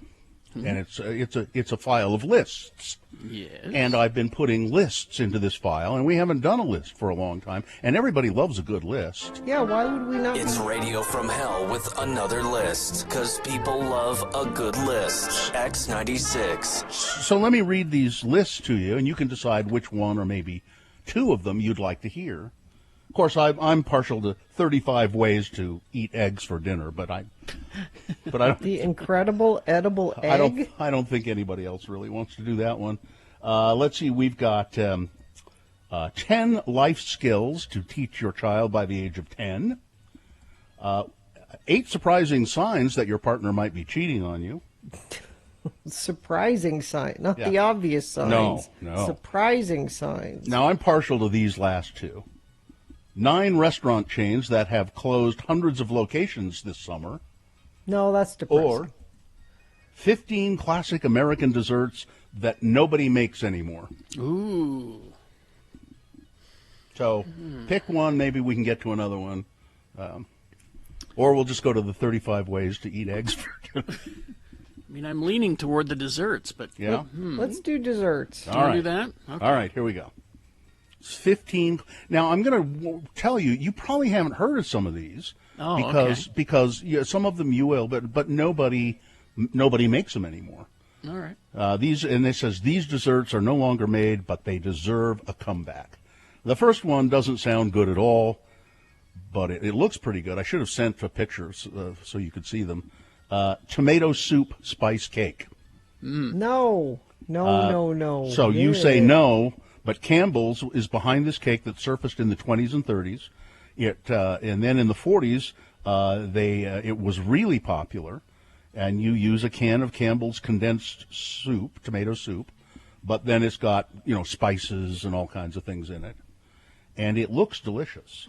And there used to be a recipe for it on a can of tomato soup, Campbell's tomato soup. We just have better things now. That's why nobody makes it. It was all they had in the 40s. Gina, now why would you say that, having never tasted it? You see, I don't understand that. I know what tomato soup tastes like. I don't want it in a cake. I can imagine. Let's move on. The Lady Baltimore cake. Have you heard of the Lady Baltimore cake? I have heard of the Lady Baltimore cake because I used to do a feature called It's Time for Cake with Lee George Cade. Yeah, I know. I used to do it with you. Yes. Yeah. The Lady Baltimore cake, it is a fruity toasted nut filling cake with figs, raisins, pecans, and walnuts. And it has marshmallow icing. And it's kind of difficult to make. That's why it's fallen out of favor. Yeah. The lemon chiffon cake. Nobody makes a lemon chiffon cake anymore. Well, that sounds delicious. Light and airy, lots of butter. Sounds great. And I've got recipes for all of these. Maybe I should dedicate a week, one cake a week, and I'll try to make them. You better do right by this list. Our friend Paulette in New York is listening, and she is. Now we're going to move on from dessert cakes, diva. Paulette, Yes. To the Brown Betty. Now you've had a Brown Betty. I love a Brown Betty. What do people make Brown No, Betties? not much anymore. What? People just don't make the apple Brown Betty anymore. It's just not. President Reagan really liked his apple Brown Betty. Well, yep. Here's something called Hermits. I guess they're cookies.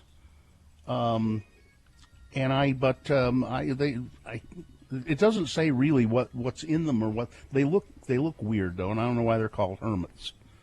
Junket. How about junket? No. Was that stuff that you'd put to make ice cream?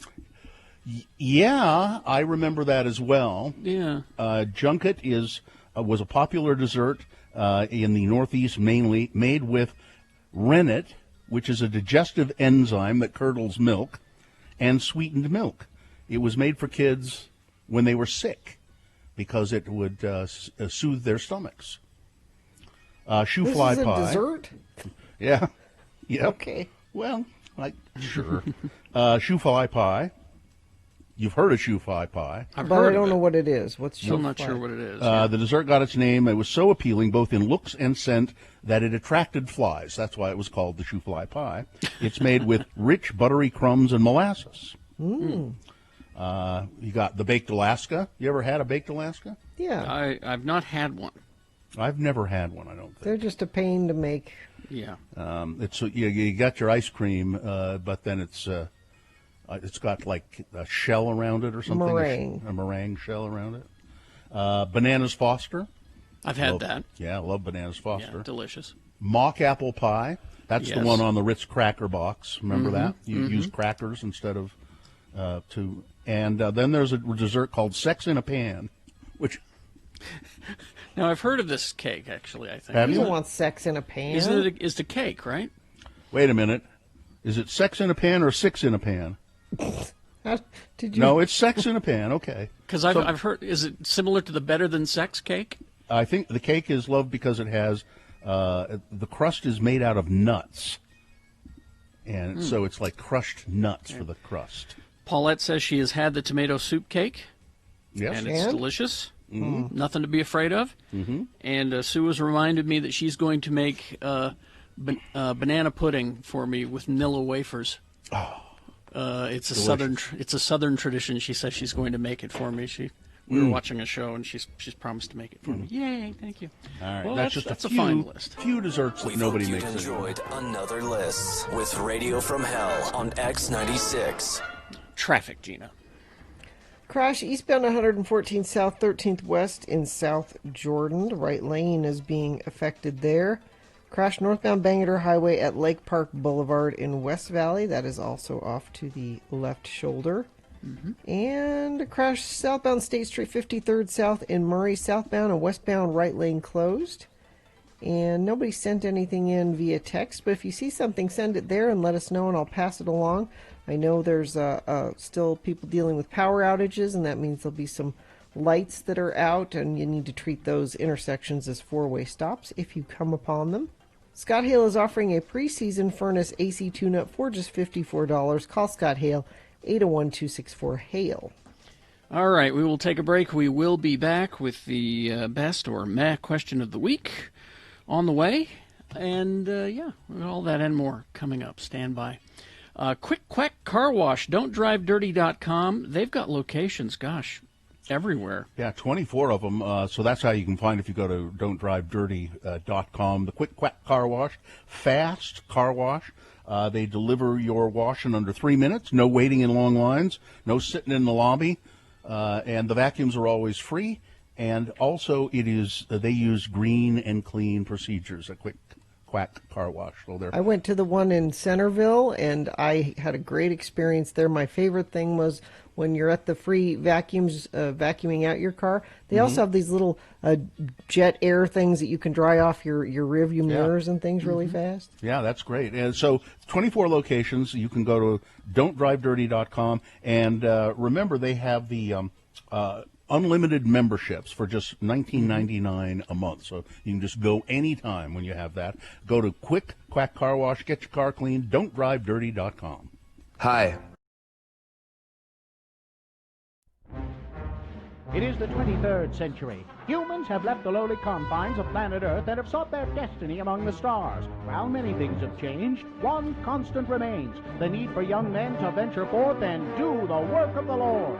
This is the tale of two such men who at the age of 19 have answered the call of their general authorities and are embarking on a 2-year mission to spread the gospel throughout the galaxy. This is the story of Space Elders! In this episode, we find our elders rendezvousing with Zone Leader Hansen on some distant planet in the BFE sector.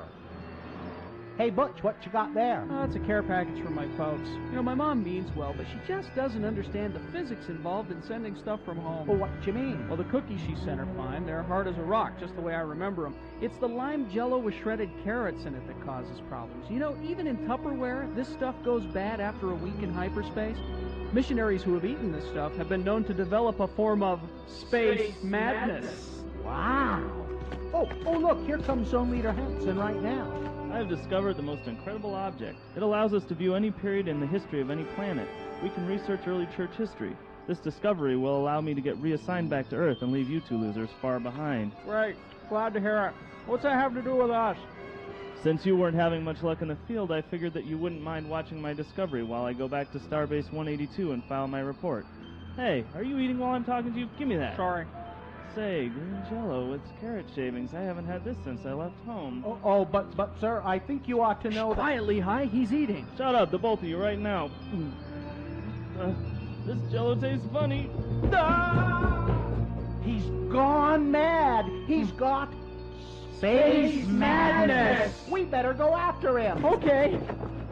Hey, what's that thing right there? You mean that natural arch that seems to be showing the History Channel? Yeah, that thing. What is it? I believe that who is it would be a more appropriate question. Is that you that said that, Butch? No.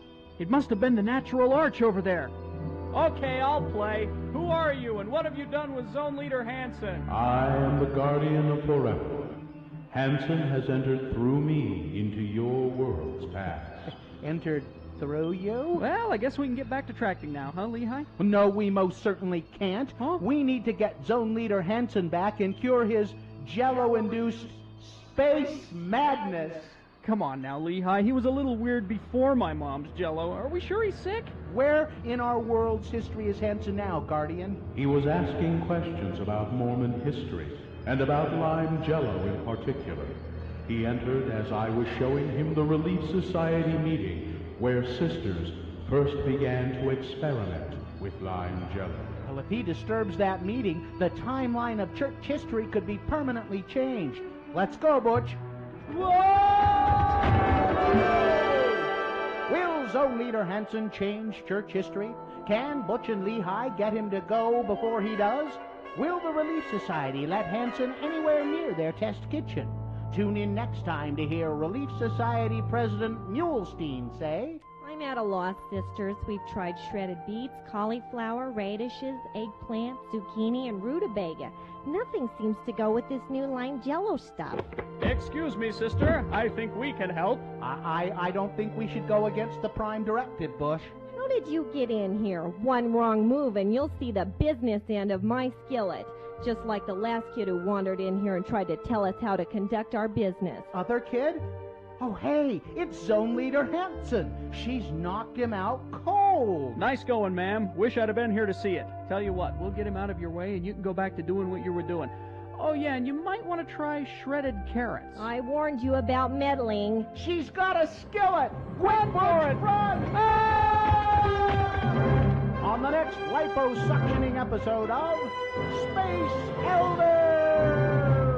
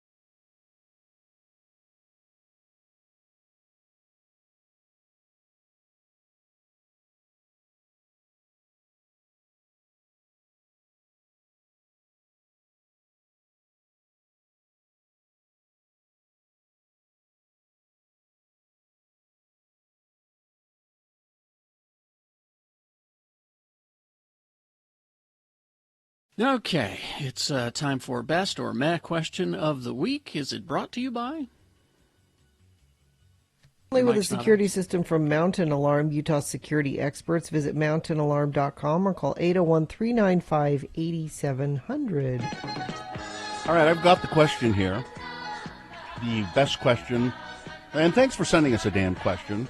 This one, I don't know who, it doesn't say who it came from here. But it says, by the way, if you want to send us a question, just send it to radiofromhell@x96.com. It says, I just listened to AJR's Bummerland. Now, I wasn't familiar with that. It's a song. I looked it up. I looked up the lyrics. It's a song. And apparently this guy's upset with the coronavirus because it ruined his summer plans. Apparently, me too. Yeah. But listening to that song made me think of this question. What songs do you remember the most that stemmed from catastrophic events? And so a couple came to my mind immediately, but this was a long time ago. But when the shootings at Kent State happened, and Crosby, Stills, Nash, and Young almost immediately came out with a song called Ohio, which was just devastatingly good. 4 dead in Ohio. 4 dead in Ohio. So I thought of that, and but probably more to the point. Today is 9/11, September 11th, and 19 years ago, we were playing music and doing a morning show. Did you play your 6 songs this morning? Did you play your 9 songs? Did you get we were always fighting against that. You guys need to play more music. Shut up and play more music.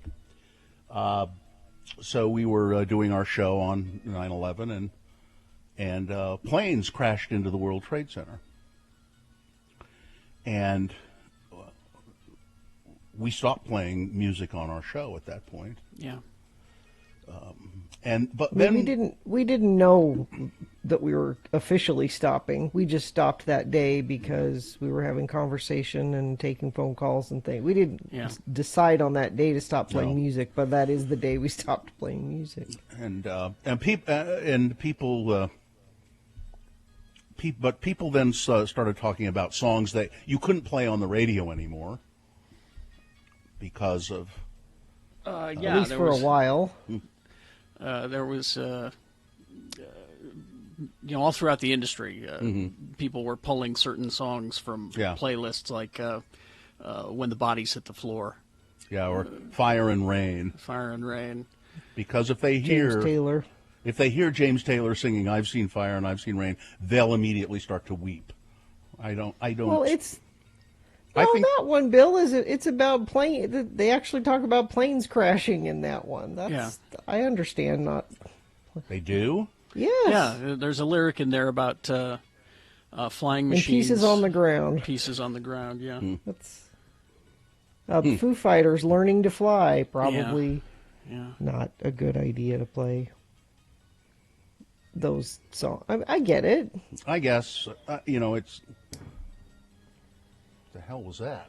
I don't know. I've got chainsaws outside my house. Did you hear that explosion? Was it an explosion? I think.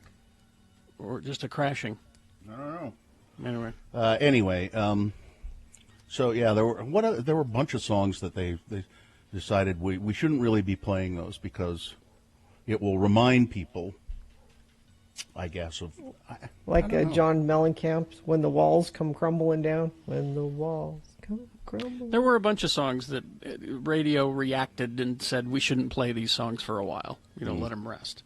Lenny Kravitz, "Fly Away." Yeah. Probably not. Like with the earthquake, I feel the earth move under my feet. That's you don't want that one. If I had heard Carly Simon that day, I probably would have just gone off the deep end if I had heard her singing that. But those, I don't know. They're all back now, I guess. And is that the question? I don't know what the question is. It's what songs make you think of a disaster, like remind you of that. And so your Kent State one was. Yeah. Yeah, that's a good example. One didn't immediately spring to mind, but then we started talking about 9/11, and I went, yeah, I remember we couldn't play When the Bodies Hit the Floor. And that's not exactly what the question was, but there you go. Crosby, Stills, and Nash did another one before that. Mm-hmm. What is it? Something's happening here. For What It's Worth. Yeah, For What It's Worth. Well, now here's my question: is with everything that's been going on in these past 4 years, and maybe you can answer this, Gina, because you listen to that Tom Morello radio show where he plays protest songs. Where are all the good protest songs? Where are all the good punk songs? I mean, we got American Idiot from Green Day for Bush. Yeah. Where are all the good protest songs for this loser? That we're just recycling the old ones. I don't know of any new anti-Trump. Well, we got songs. AJR Bummerland. That's about coronavirus. I think he's singing, "Here I Am, better nix my summer plans, Bummerland, give a cheer, because you're only going up from here. I'm not going to have a good vacation because of COVID." I mean, there's a lot of COVID songs. Well, no, I guess that's a disaster. I'm talking, rebellion, punk rocky type songs like Rage used to do. I mean, we've got plenty of material to work with here with this guy in the office.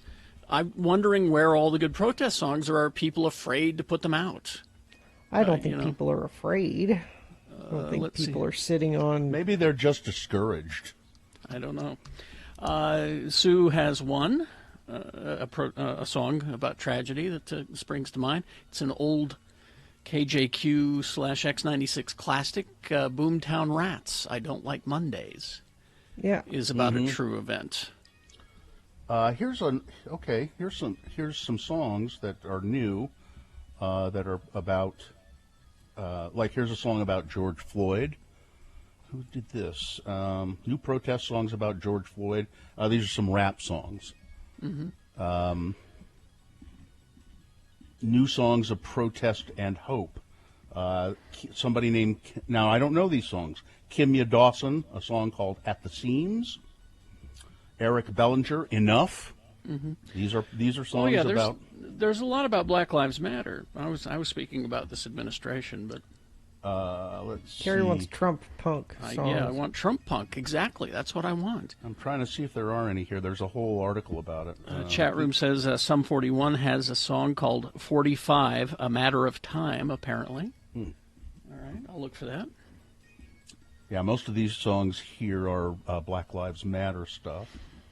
So there are a lot of those. To direct to the question, Hurricane by Bob Dylan. That's based on a true story, yeah.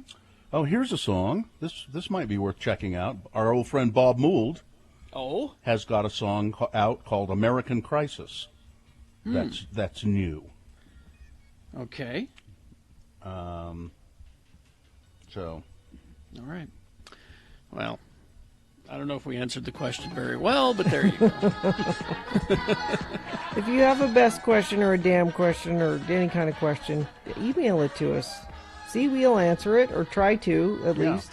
radiofromhell@x96.com. Bruce Springsteen put out a whole album about 9/11 called The Rising. Yeah. And apparently Ice Cube has a song called Arrest the President. Okay. Yeah. There we go. Yeah. That's what I'm looking for. All right. I was going to say, someone else pointed out the most anti-Trump stuff that I've ever seen is coming from Roger Waters, where he repurposes the song Pigs from the album Animals when he does his concert, and it's all about Trump. And he also has several songs on his new album that are all about Trump. So I was just wondering where the punk rock was. All right. Traffic, please.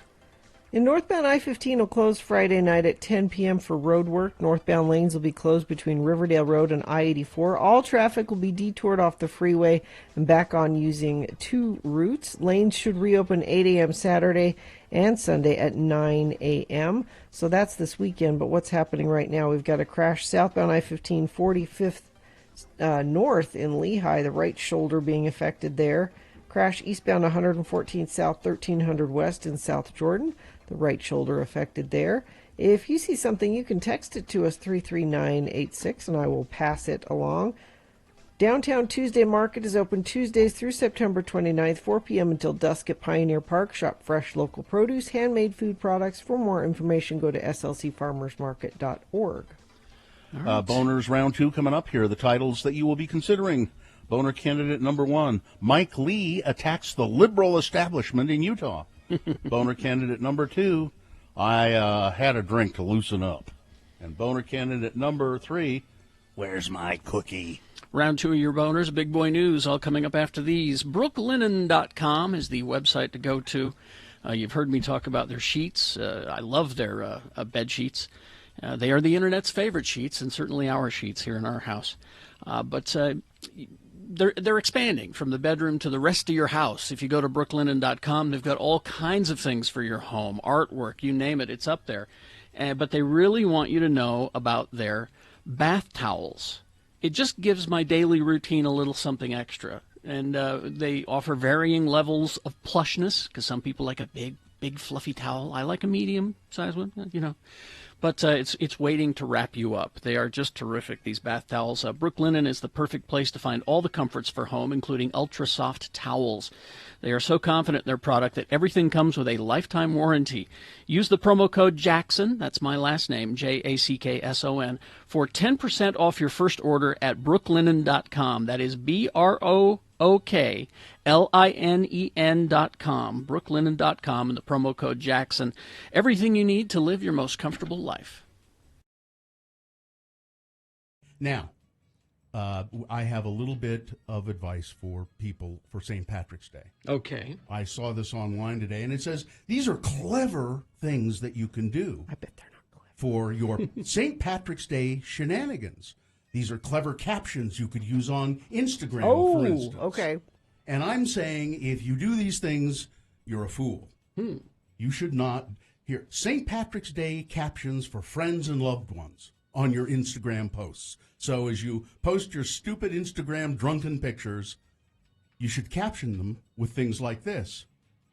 I'm not Irish, but kiss me anyway. No.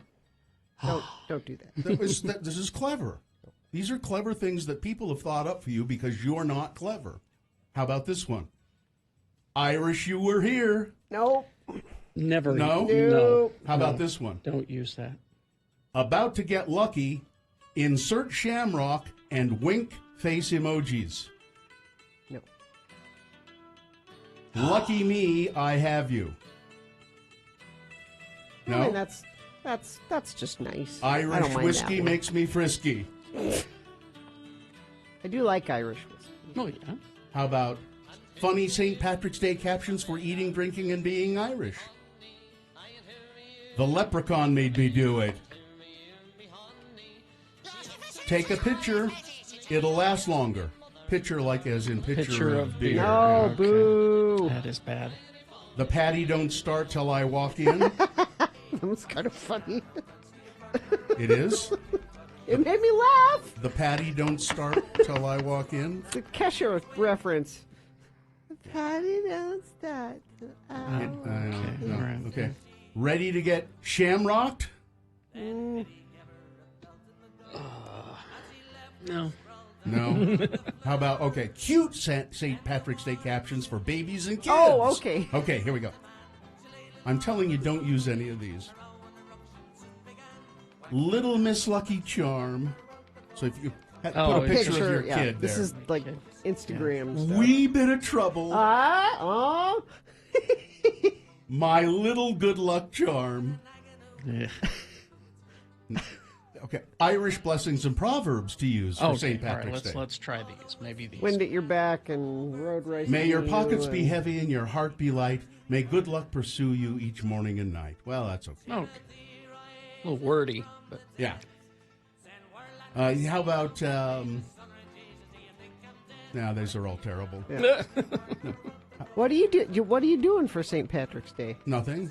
I'll be in Las Vegas. Oh, that's right. Oh, that's right. Oh, crap. Oh, my. Oh, Bill, that's a horrible time to be in Vegas. You just realized that? I just realized that. Oh, no. Oh, this is now, bad. wait a minute. That's almost like being in Mexico on spring break. Yeah, Now, this wait. is bad. Wait a minute. it's St. Sunday. Pat's is Sunday. It's on Sunday, right? Yeah, yeah. So what exactly am I going to be doing on Sunday? Let me see. This is bad. Don't leave your hotel room. Yeah, don't leave the pool. Sunday, I'm going to be.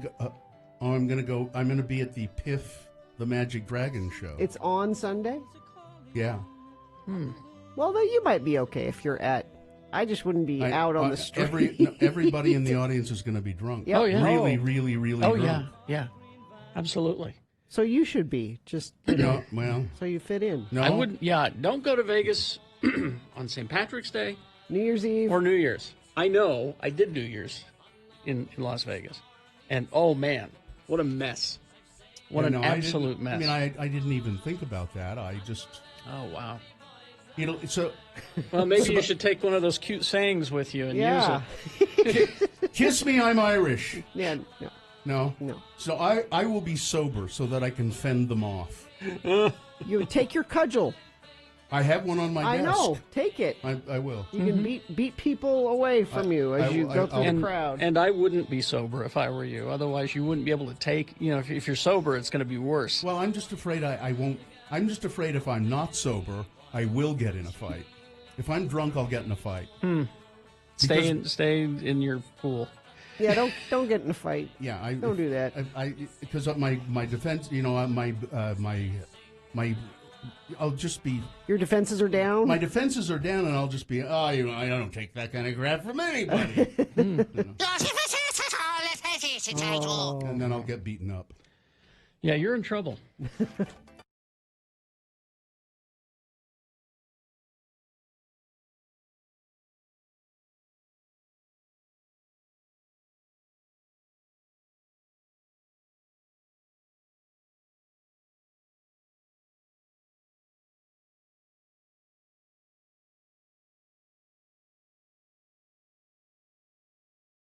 .23 right now. Time for round 2 of your boners. Here we go. 3 news stories. These are examples of bad, stupid, or funny human behavior, and you will decide with your vote of these 3 candidates which one is the worst, which one deserves to go forward to boner fight and possibly become boner of the day. If it wins here, it goes up against the winner of round 1's voting. We did that an hour ago. But we'll take both of these winners, and at 9:20 this morning, we'll pit them against each other. That's when you will decide boner of the day with Boner Fight. Right now, you're picking your champion for round 2. Send one of these 3 forward. 2 candidates now, a third after the news. Once you've heard all 3, you'll vote. One of you lucky random boner voters will receive a gift certificate to Diversion Eatery, and you will actually receive this prize because we email it to you, and then you can go to diversioneatery.com, and they'll show you what the menu is and how you can order food. Here's boner candidate number 1. Mike Lee attacks the liberal media. Oh, boy. Senator Mike Lee, Utah's very own. He's become something of a media critic in recent weeks. On his personal Facebook page, Lee has repeatedly criticized KSL.com and the Associated Press for attacking them for bias and inaccurate reporting. He has gone so far as to call for the Church of Jesus Christ of Latter-day Saints to sell the news website, creating the hashtag #SellKSL.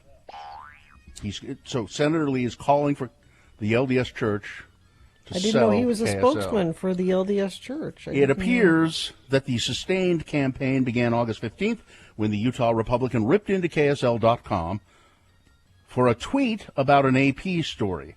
The tweet read, President Donald Trump's younger brother, Robert Trump, a businessman known for an even keel that seemed almost incompatible with the family name, died after being hospitalized in New York, the president said in a statement. The tweet comes almost verbatim from the AP story. Okay. That story also supported that statement with quotes from the president, including this paragraph. Donald Trump once described his younger brother as much quieter and easier going than I am. Yeah. Lee called the KSL tweet appalling. How? And said KSL was spiking some sort of political football against the president. No. He finished the Facebook post calling for the church to sell KSL. Senator Lee did question the civility of KSL.com's tweet about the death of President Trump's brother, and he did call for the Church of Jesus Christ of Latter-day Saints to sell KSL.com if they continued to allow that kind of behavior. You mean reporting? That's according to Lee's That's according to Lee's spokesperson, Con Carroll. He noted KSL.com has since deleted the tweet and apologized for it because it, boy, is that radical or what?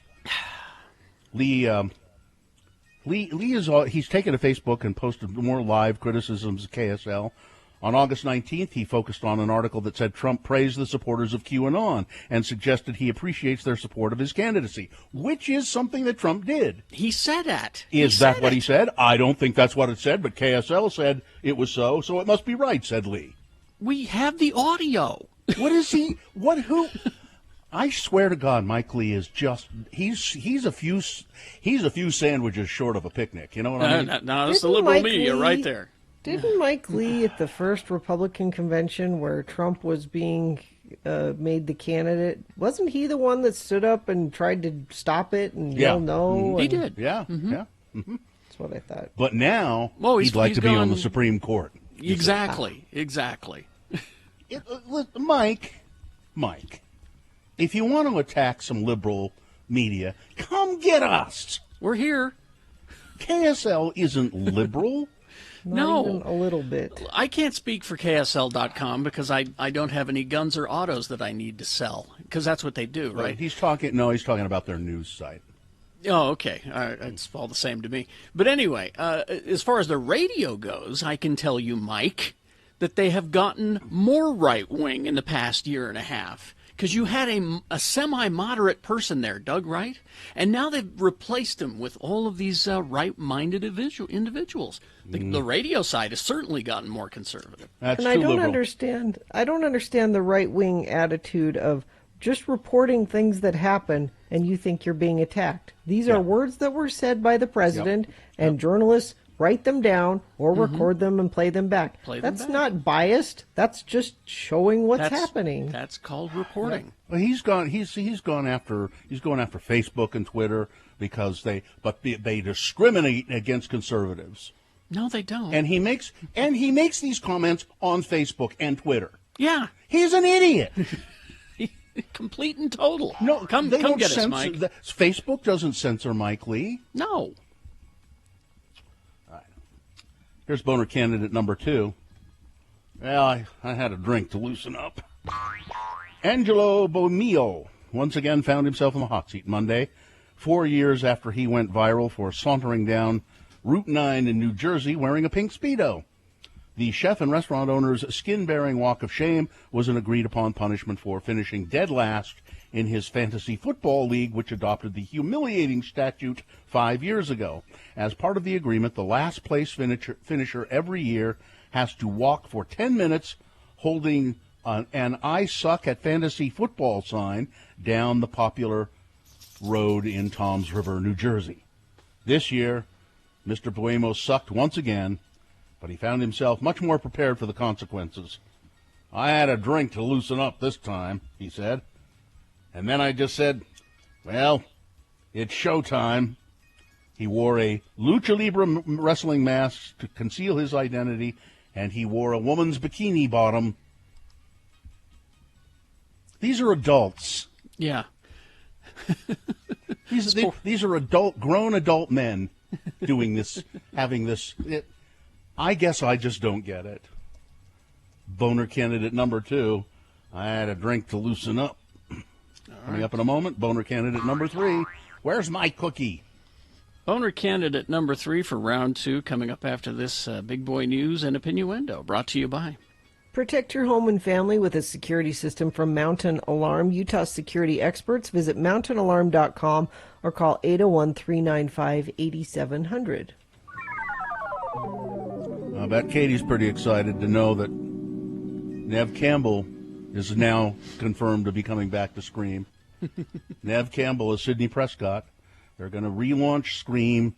Apparently David Arquette, Courtney Cox, and a couple of new cast members will be on, and there you go.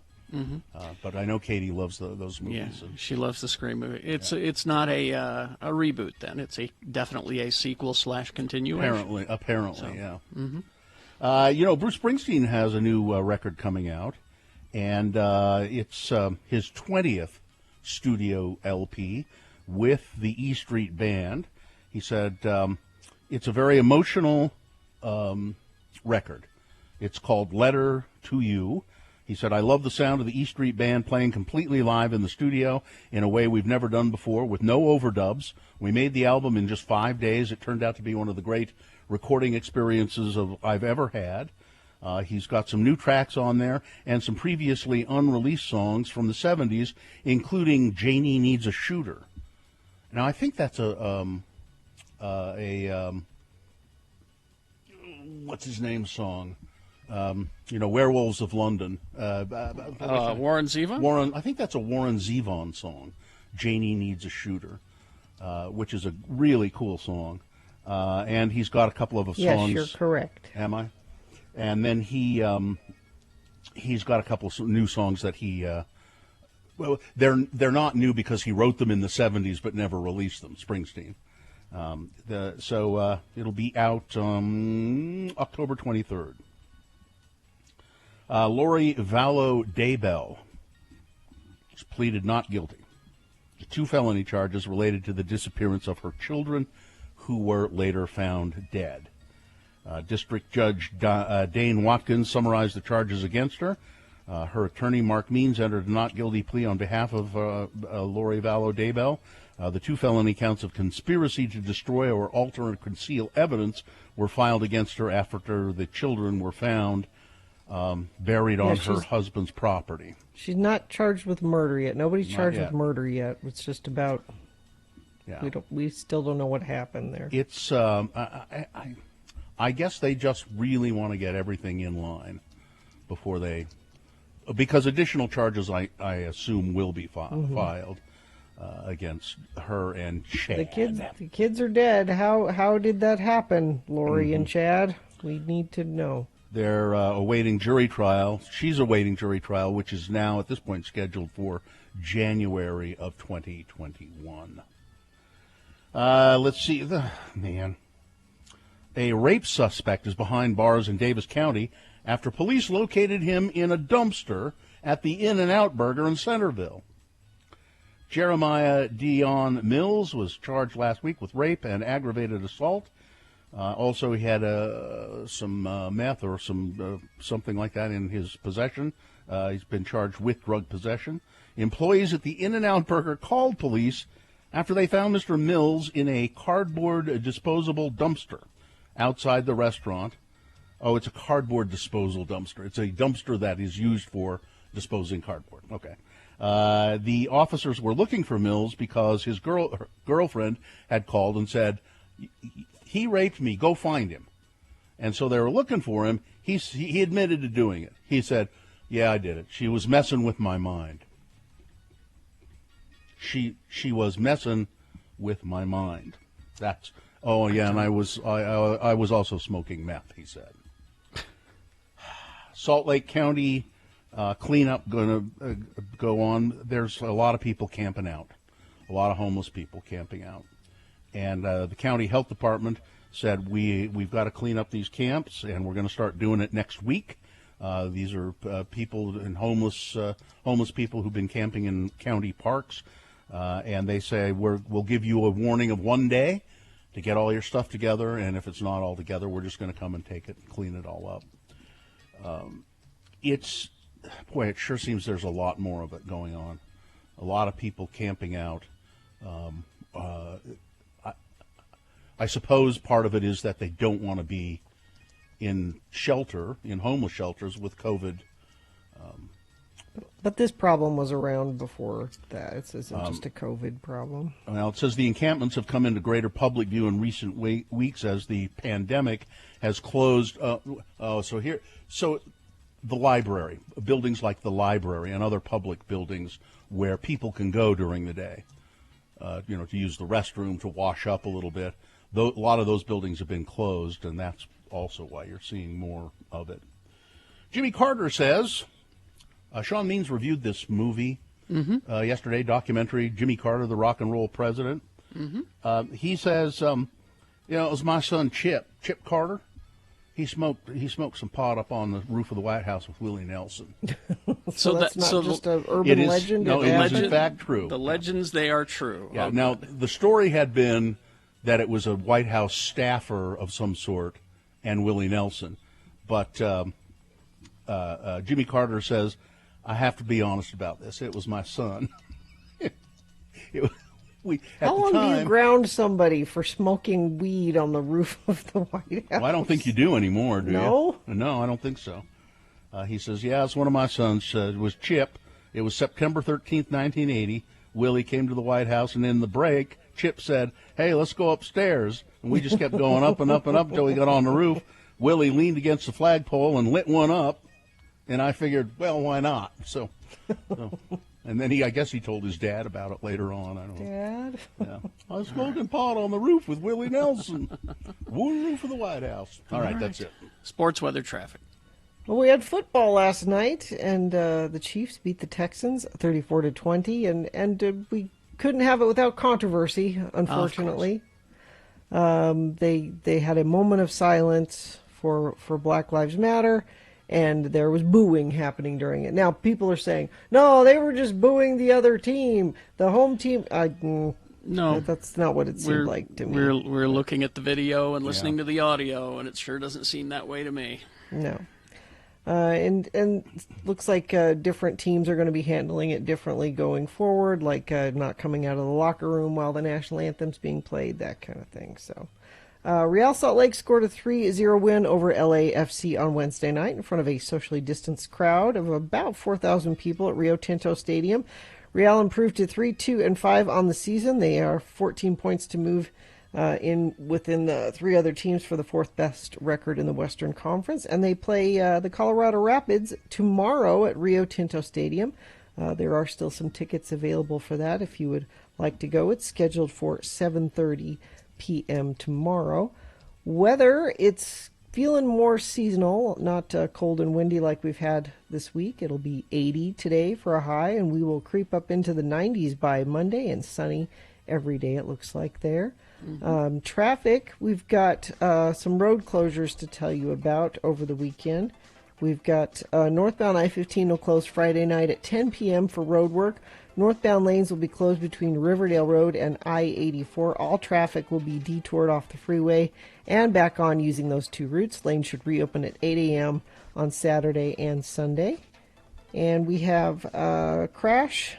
Let's see. Give you the most up-to-date information here. Southbound I-15 at 45th North in Lehigh, off to the right shoulder.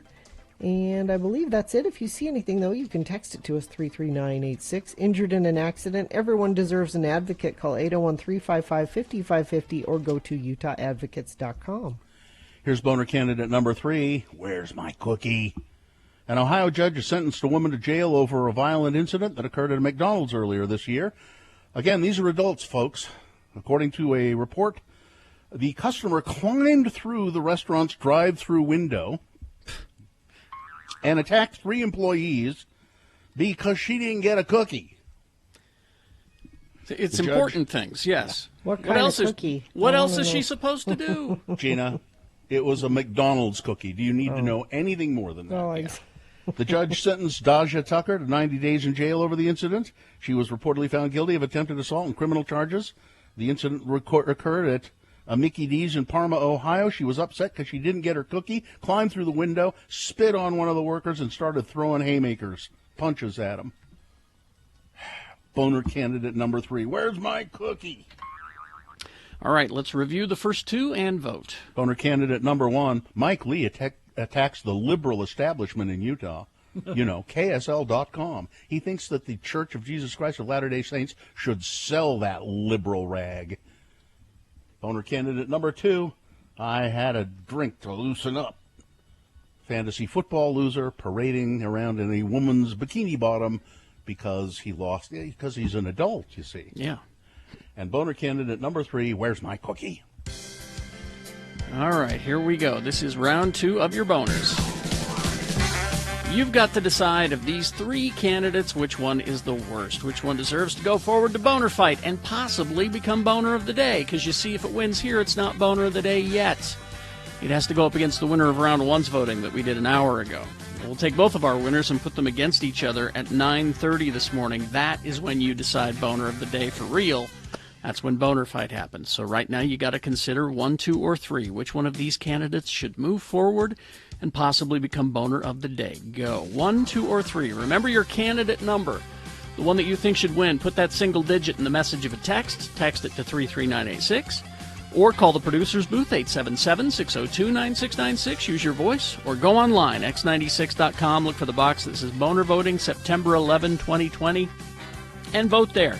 Many ways to get your vote in for round 2. Here we go. And now a message from the state of Utah, and it's all about renters' relief. Yeah, if your rent's overdue and you're struggling to pay the rent because of the pandemic, you shouldn't have to worry about keeping the lights on or getting your rent paid for. So the federal benefits have gone away, and a lot of renters are feeling the weight of overdue rent and late bills.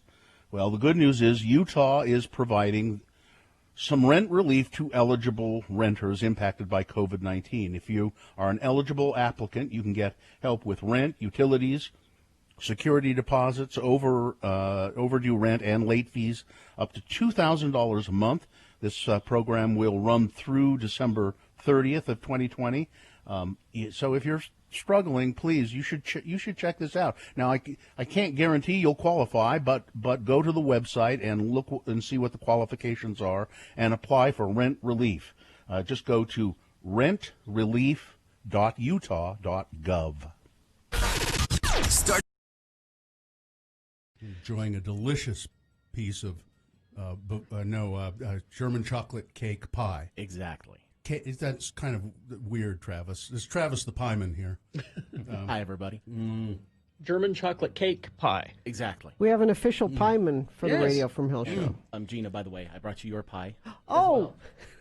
It's a pie in a box. It's the McDonald's. Baked it's the pie that she will eat. We know she'll eat that. You're missing out. It's the one thing I have in common with Donald Trump. You're missing out. This is delicious. It's delicious. It really is, Travis. And also, Gina, since I couldn't get you pie, I got you something else. What? Well, you got me pie right there. See, Travis has got did he? Yeah.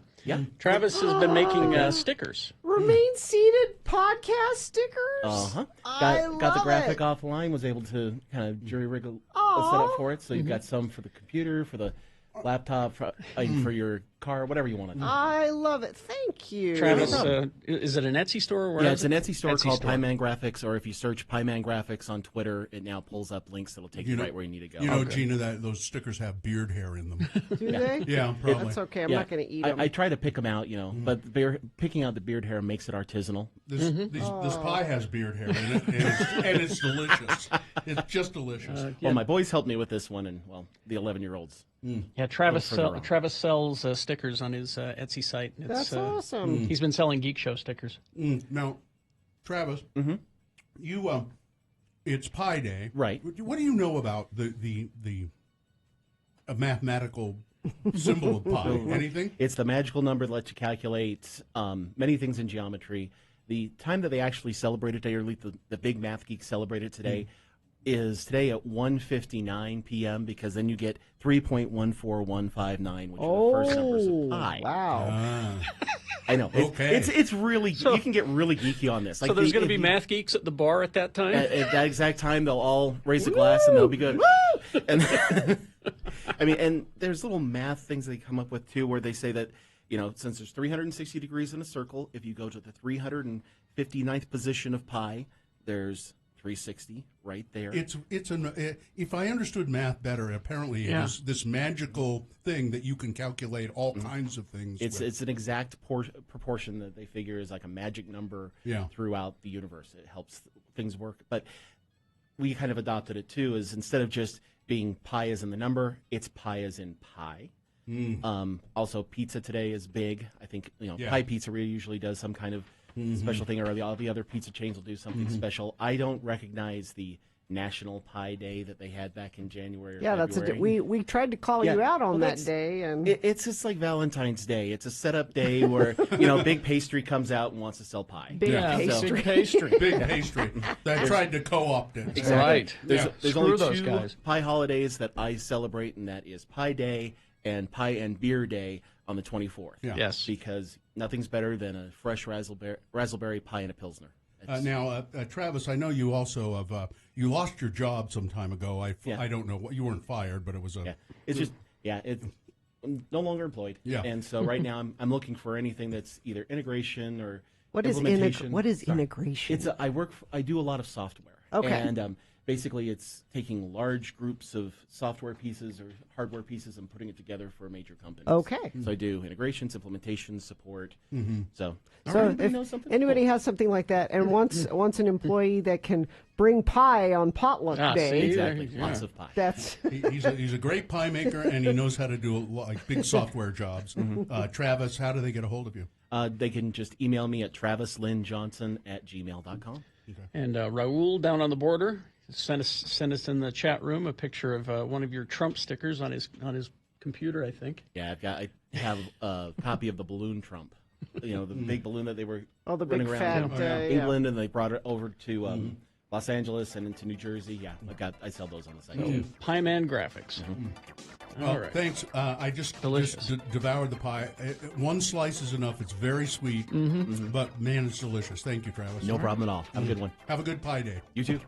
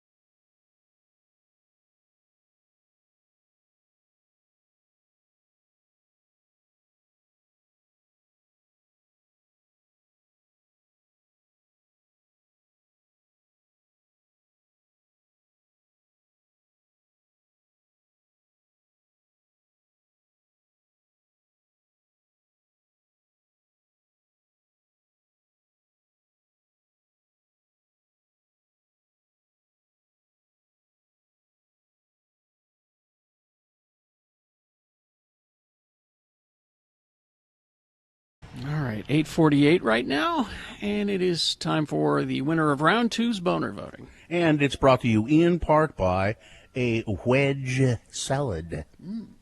And Diversion Eatery offers brunch weekends from 11 to 3. Try the steak and egg poutine with a Bloody Mary or mimosa. It's the best. Open daily for dine-in or takeout. 535 North 3rd West. Check out the menu at diversioneatery.com. Boner candidate number one, Mike Lee, attacks the liberal establishment in Utah. He says that KSL.com is far too liberal, and it needs to be sold. The LDS Church of Jesus Christ of Latter-day Saints needs to sell that liberal rag, oh my God. Boner candidate number two, I had a drink to loosen up. Fantasy football loser parading around in a woman's bikini bottom and on a busy road in New Jersey. And boner candidate number three, where's my cookie? A woman jumping through the drive-through window at a McDonald's in Ohio. She didn't get her cookie. Well, that's enough for her. She's jumping through that window, going to get that cookie and fight with the employees. Brian won the gift card to Diversion Eatery, and the winner was boner candidate number one. Mike Lee attacks the liberal establishment in Utah. Well, clearly, Mike Lee is proving that cancel culture is out of control. All right, let's go to Mayor Jenny Wilson on the phone. Good morning, Mayor Wilson. Hi, good morning. Hey, how are you? I'm doing okay. It's been another busy week. Yes, indeed, it has. Let's start with, of course, this is Salt Lake County Mayor Jenny Wilson. A lot of parks and a lot of trees and stuff in Salt Lake County that you and your crew are responsible for, I guess. Right. How's the cleanup going? Well, luckily we didn't see a lot of injuries. I know there was one fatality, but it's a lot of property damage. And, when you have these beautiful old trees in neighborhoods, it's really sad. And, a lot of trees down in Salt Lake City, but we also see quite a big impact in Mill Creek, Holiday, some other areas. So Salt Lake City hit hard. I'll tell you, I text Mayor Mendenhall just to coordinate with her, and I said, look, you must have lived really well in your previous life because you are paying for it this year. Just a lot going on. Yeah. So we're on top of it. We have a great public works crew. I'll tell you, our emergency they're outside my operations house center right now. Oh, are they? Yeah, that's the beeping we hear. Oh, really? Yeah. So, yeah, we have mutual aid. We already had an agreement in place.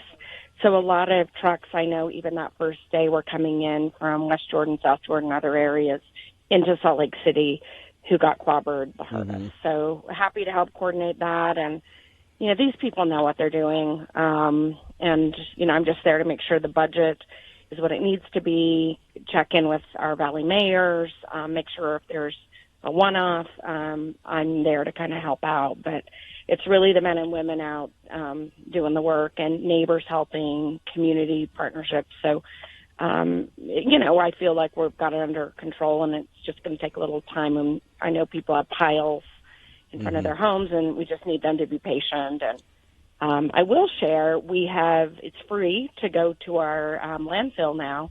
With yard waste. If you're an individual, commercial haulers will still pay what we call our tipping fees. But if you want to just get out there with the truck safely, cover it up, please, we won't charge you for the next week or so. Another thing that's going on in the county, I noticed the county health department, at least according to a report in the Salt Lake Tribune, is going to start cracking down on people who are camping out in county parks and places like that. It's a tough thing. Is there not enough room for these people in shelter, or what's going on with that?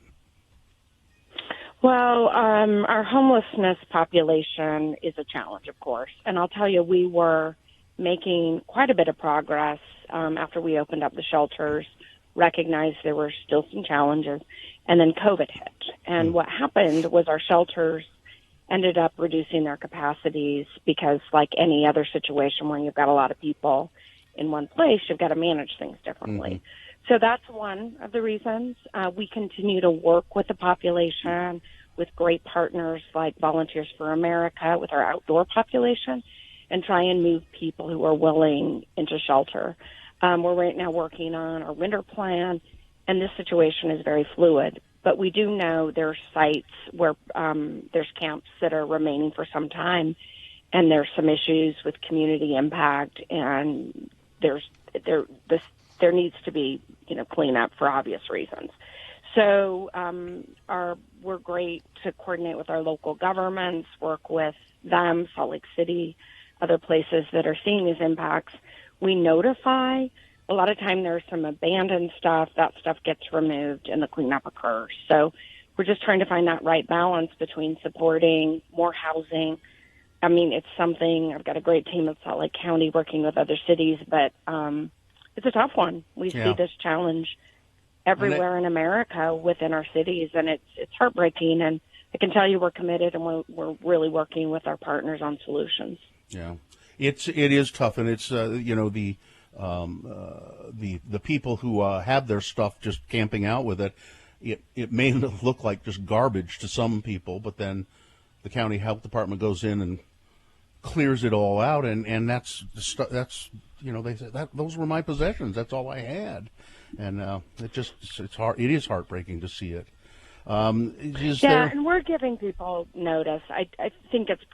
I would hope it's a rare occasion. I mean, I've had conversations with the health teams that things that are valuable to someone are taken. It's mainly things that really have are not sanitary and are really causing and you take the windstorm, snow coming, a need for people to be able to pass through these areas. So it is a balance, and we're doing our best. And really, the solution's housing, and we continue to work through that. And I'm so proud of the county teams, along with our great partners at cities that are really working to mitigate the housing issue, because that's any person willing to be in a bed somewhere deserves a bed. Yeah. Jenny Wilson, Mayor of Salt Lake County, we're out of time, but thanks for being with us. These are really tough times. I don't envy you, but I'm glad you're there doing that job. Yes. Oh, thank you. Appreciate it. Thanks. Well, enjoy your weekend. Thank Hey, you. before too. we go, I heard What? I heard Gina's son scored a goal yesterday. My spies are out there saying your son's doing great with soccer. Oh, he did score a goal yesterday. Thank you for that. No, a friend shared. Yeah, well, you would think Gina would be saying something about it, but she doesn't care. Well, I don't want to brag. Why did you but lead if that on the that's- sports? Well, That's what mothers are for. If the mayor wants to brag, I'll let her brag. It's even better. Oh, you better I go think, tell him. I think that Mohammed should come and live with you, Jenny. All right. Oh, I'm busy enough. Thank you very much. Okay. My own teenager. All right, Thank you, Mayor. thank you. All right. See ya. Traffic, Gina. Yeah, I just want to tell you about some road closures happening over the weekend. Northbound I-15 will close Friday night at 10 p.m. for road work. Northbound lanes will be closed between Riverdale Road and I-84. All traffic detoured off the freeway back on using those two routes. Lanes should reopen 8 a.m. Saturday and Sunday at 9 a.m. And let's see, injured in an accident. Everyone deserves an advocate. Call 801-355-5550 or go to UtahAdvocates.com. Now, I know we're going to go to break here, but I just heard from Chainsaw Guy. He DM'd me on Twitter. He said, because I don't know if you can hear, I've got, chainsaws and workers outside taking care of the trees. And he said he's right outside my house. He's asking if he can come in for a minute. He says he'll wear his mask. Well, he's always wearing a mask. Always, yeah.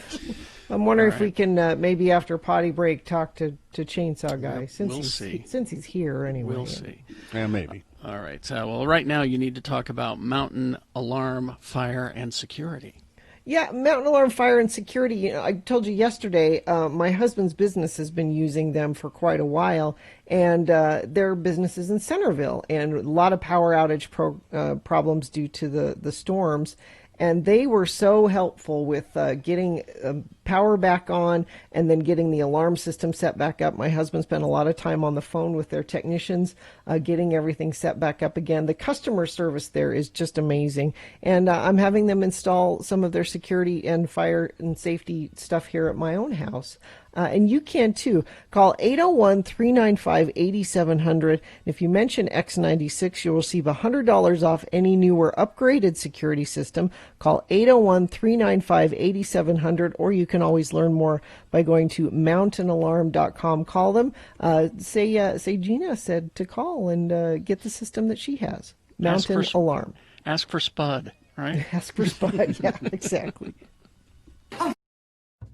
Well, Punk, let's get to the movie review, shall we? There we go. That's why nothing to spend in the summer in and out of health facilities like 18 Fingers of Death. So, tell us who stars in this opus. Well, this is the only movie that's better than 17 Fingers of Death. Yeah. It stars James Liu. Oh, so this is a sequel then? Yeah. Yeah. He's Buford, the down-and-out action hero. James Liu, okay. Okay. And we got Maurice Patton. Yeah. He's Ronald Mack, the college student and wannabe director. Okay. Lisa Arturo. Nope. She's Sushi Q, the Honorable Fortune Cookie CEO. Okay. Pat Morita. Oh, well, there's a name I recognize. Arnold from Happy Days. So I know this movie's at least a year old, right? Exactly. Well, I noticed he's got lots of others that are in post-production. Oh, God. All right. He's the humble restaurateur. We got Lorenzo Lamas. Lorenzo Lamas, yeah. He's a Antonio Bandana, the singing martial artist. Okay. Robin Shue. This sounds like just a great movie. Oh, yeah. He's Jackie Chong. Yeah. And we got Charlie George Brown as Chuck Snorris. Chuck Snorris. Okay. Oh, God. And Kurt Graves as Steven Seafood. Okay. Tell us the plot of 18 Fingers of Death. Well, as far as I can tell, this guy starred in 803 of the finest action movies ever filmed, but he's come up with a script for what could be his breakout role. But when the producers back out and pull his funding, he's forced to pull out the "Will Work for Kung Fu for Money" sign and sell his Kung Fu movie memorabilia in order to get enough money to make a movie in 1 week for the Sundance Film Festival. God. And they managed to get like about 90 minutes out of this? Yep. Jeez. A full 90 minutes. All right, have you got a scene from 18 Fingers of Death? Yeah, I thought I'd give you a little Pat Morita. Okay. Oh, good. Pat Morita. So here we go. Mr. Lee, listen, I've always been wanting to know, do you have Chinese Jews? Chinese Jews? Oh, very sorry, today is no Chinese Jew. We only have the apple Jews and the orange Jews. Oh, man. Jeez. This is worse than I even dreamed. Yep. What are you giving this movie, Punk? I'm actually giving it 3.5 Prozac. What? It's the pills talking, Punk. It's the prednisone. I think it's the prednisone. For digging up guano, lining up to fight. You can only fight the good guy one at a time. That's you right. have to circle him. Yeah. Feathered hair, the drunken bastard, Bong Fu the series, a wicker basket beaten, bow tie in the kitchen, cowboy Fu, a fallen in love montage, an attack midget, and yes, learning to speak out of sync. Learning to speak out of sync. All right, and what junk food are you going to have while you watch this movie? I think you need to gather a few Lynn Wilson's meat and cheese burritos with extra cheese and onions. You can mix in the Durkin's French fried onions as you need. A nice meatball hero, some Rainbow Twizzlers, a bunch of Starburst, Reese's Pieces, a bag of Honorable Fortune cookies, and, yes, a nice cold canister of Lost Energy drink. All right, Punk. Wow, sounds lovely. For those of you that are lost. All right. 18 Fingers of Death. The movie that's better than 17 Fingers of Death.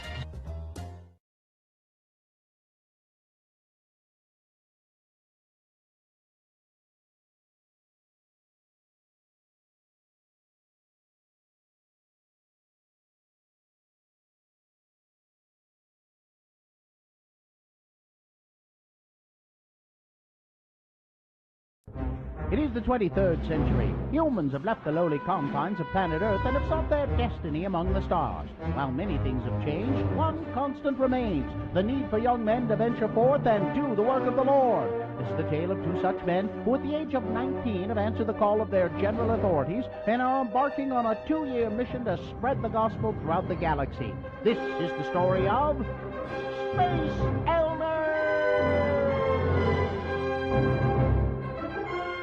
Today, we find Butch and Lehigh on Starbase 182 around lunchtime.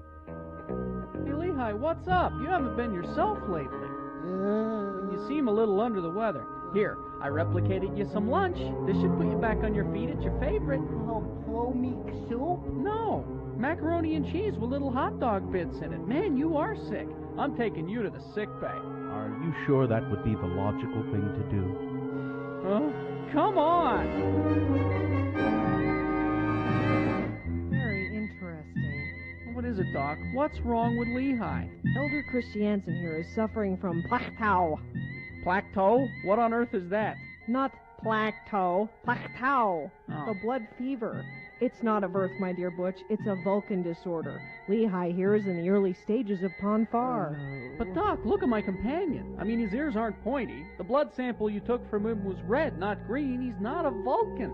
Have the two of you come in contact with any Vulcans recently? Well, we met with that nice Ambassador Spock fella. Was there anything unusual about this meeting? No, we talked for a while. He mind melded with Lehigh and then sent us packing like everybody else. Mind melded with a Vulcan? Oh, dear. Well, he said it would be the fastest way for us to tell him about the gospel. Now, what's this got to do with Lehigh losing his appetite and then resetting the environmental controls in our apartment up to Moab standard temperatures? Ponfar is the Vulcan mating ritual. Unless the individual who's suffering from the blood fever gets to Vulcan in time, he will die. I still don't understand how Lehigh contracted this blood fever thing anyway. The Vulcan who did the mind meld must have transferred it into the Lehigh's mind during the meld. No matter how he contracted it, you must get to Vulcan within the next 72 hours or your companion will be dead. Okay, Vulcan it is. Come on, Lehigh, we better get going. But Vulcan isn't in our Tracton area. We're not supposed to go outside of this quadrant. You know the rules. Zone Leader Hansen would never approve of us making a personal visit to Vulcan. Oh, to heck with Hanson. They can send us both home if they want to. I just want to make sure you go home breathing. Will our elders get to Vulcan in time to save Lehigh? Will Zone Leader Hansen get them sent home for leaving the quadrant? Will Ambassador Spock apologize for giving Lehigh Bucktoe? What is exactly in Clomeek soup anyway? Tune in next time to hear Butch say, Hold on, Lehigh. Just a couple more hours and we'll be on Vulcan. Butch, wouldn't it be more logical to reduce our speed to warp 6 in order to make the best possible speed while reducing the stress on the dilithium crystals? Oh. On the next mind-melding episode of Space Elders!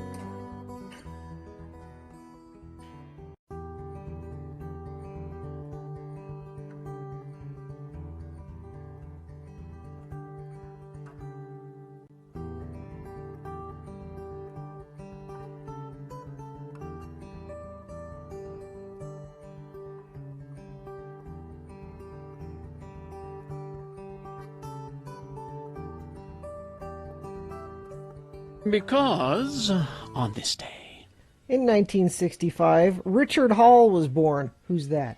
I It's don't know. Moby. And Moby took his name from, he's a descendant of Herman Melville. That's where he got Really? his, apparently. Oh, okay. Now, now I got a DM'd by Chainsaw Guy because he's right outside. You might be able to hear chainsaws and beeping and worker guys outside my house chopping up trees. And he said, I'm right at, he said, can I come in for a drink? I'm thirsty. Don't worry, I'll wear my mask. And if you guys don't mind if I bring him in for a minute. Just, he wanted to say hi. Well, Okay. is it safe? I mean, Well, can I okay. see him? Where is he? All right. Go to x96.com/live. You can I can't see him. Where is he? He's right there. What? What? Oh, there he is. He's apparently at Carrie's. How can you tell with the split screen technology? I'm not. Wait a minute. He's in my house. That's No, that's is Chainsaw that your Guy house? at my house. Yeah, sure. Sure, as far as you know. Okay. Here, let me- Hi, there. Chainsaw Guy. There. I bet he's been. I'll bet he's been really busy, haven't you, Chainsaw Guy? Yes, I have. Wait a minute. There you go. That's right. I've been really, really busy.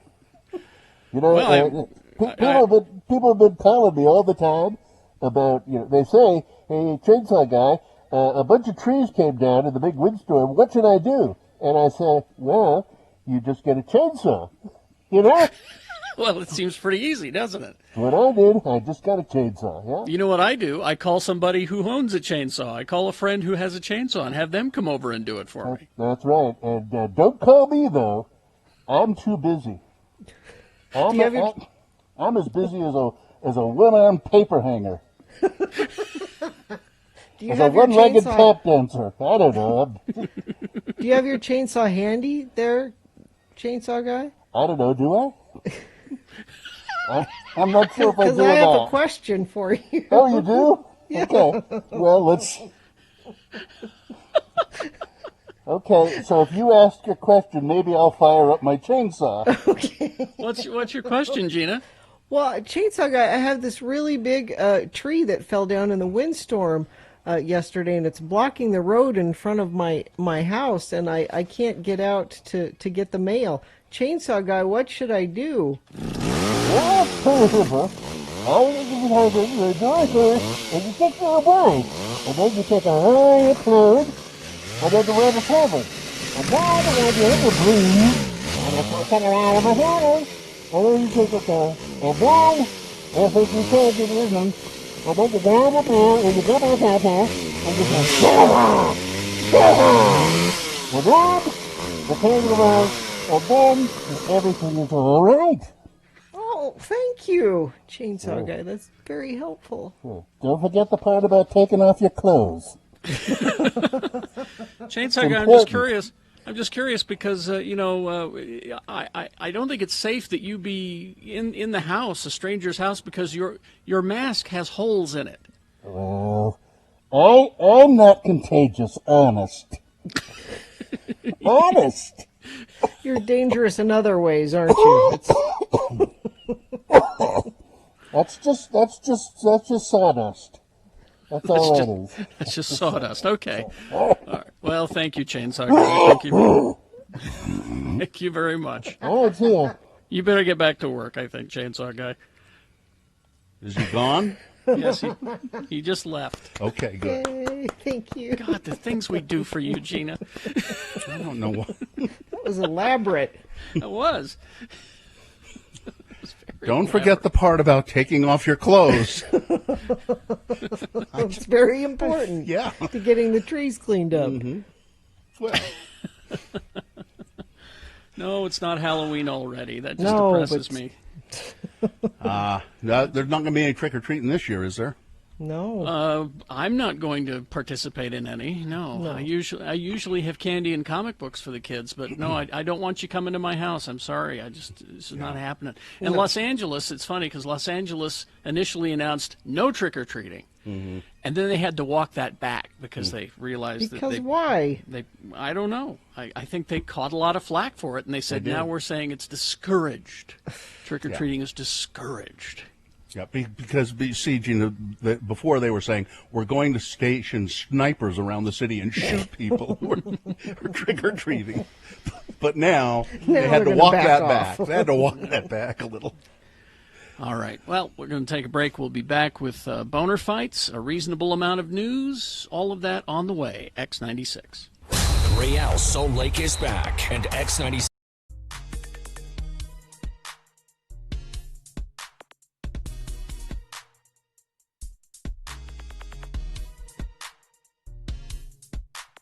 From celebrities to moms right here in Utah, more and more women are consuming their placentas in pill form. Don't do that.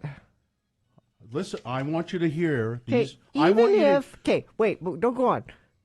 Even if there's something about eating your placenta, you would have to do it the way your dog does it when she has puppies. Yep. If there's anything to it, drying it out and putting it in a pill kills whatever good thing you think it does. Medical expert Gina Barberi, listen to the testimonies of these women, All Gina. right. The placenta, for those of you who don't know, is an organ that grows inside the uterus while a baby is developing. The placenta gives nutrients to the baby, and some believe Some believe. People are saying, and I'm hearing.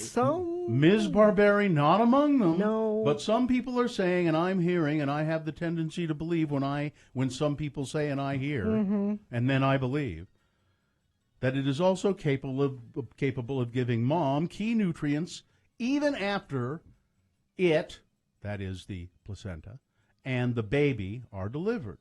Quote, so what happens is, studies show that about 72 hours after delivery, once the placenta is delivered, hormone levels drop, said Rachel Talley, a midwife, Gina, and herbalist. Are you either of those two things? Wow, a midwife and an herbalist. Are you? I am neither of those. All right.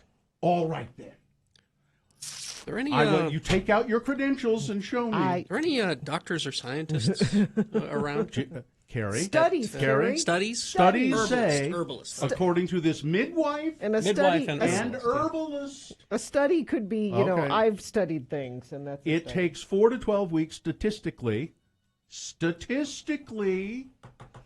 said an herbalist and midwife, for the body to and the endocrine system to start producing these hormones again. So what we're really doing is natural hormone therapy. After Miranda Hansen delivered her second child, she said she felt the despair of postpartum creeping back in. The first 5 days was like a flashback, she said. But after taking her first placenta pill, she says, so here's evidence right here. Okay. The symptoms softened in just 20 minutes. It was like this fog that was lifted, she said. It was like a breath, like it was totally like, I could just like feel like it was clear. It was Couldn't possibly be that amazing. you were thinking that would happen, so it happened. Oh my God, you are so negative. Miranda says she bonded with her baby, got back on her feet quicker, and dropped her baby weight faster after taking the pills. Other moms, like Melinda Dratchell, also weighed in. I'm a big fan of Western, like modern medicine, she said. I'm all about the epidural, which I know you are, Gina. Big fan of the epidural. But she said the placenta pills worked for her. It was a little strange at first when I started And talking. they kept the taking them. cougars away, and they kept... Rachel Talley midwife and herbalist, charges. What are you charging for this advice, Gina? Huh? It's free. She charges $250. Okay. How much does she charge? What it's worth. And that's what it's worth. How much does she charge? I'm That's curious. what your advice is worth. Because her advice, midwife and herbalist, $250 for her services. She said a placenta typically yields about 200 to 300 pills. Some hospitals won't release the placenta, but if they do, and if it's handled correctly, the health department said they don't see a risk in consuming your own placenta, but they do caution folks not to share their placenta with somebody else. Please let me have some of your placenta. No. Come on. No, don't share. No placenta sharing out there. Okay. Rachel Talley, midwife, herbalist, and placenta encapsulator. And making money off of it. She is. Wait, that couldn't possibly have anything to do. She is a placenta encapsulator as well. A placebo encapsulator. Yeah.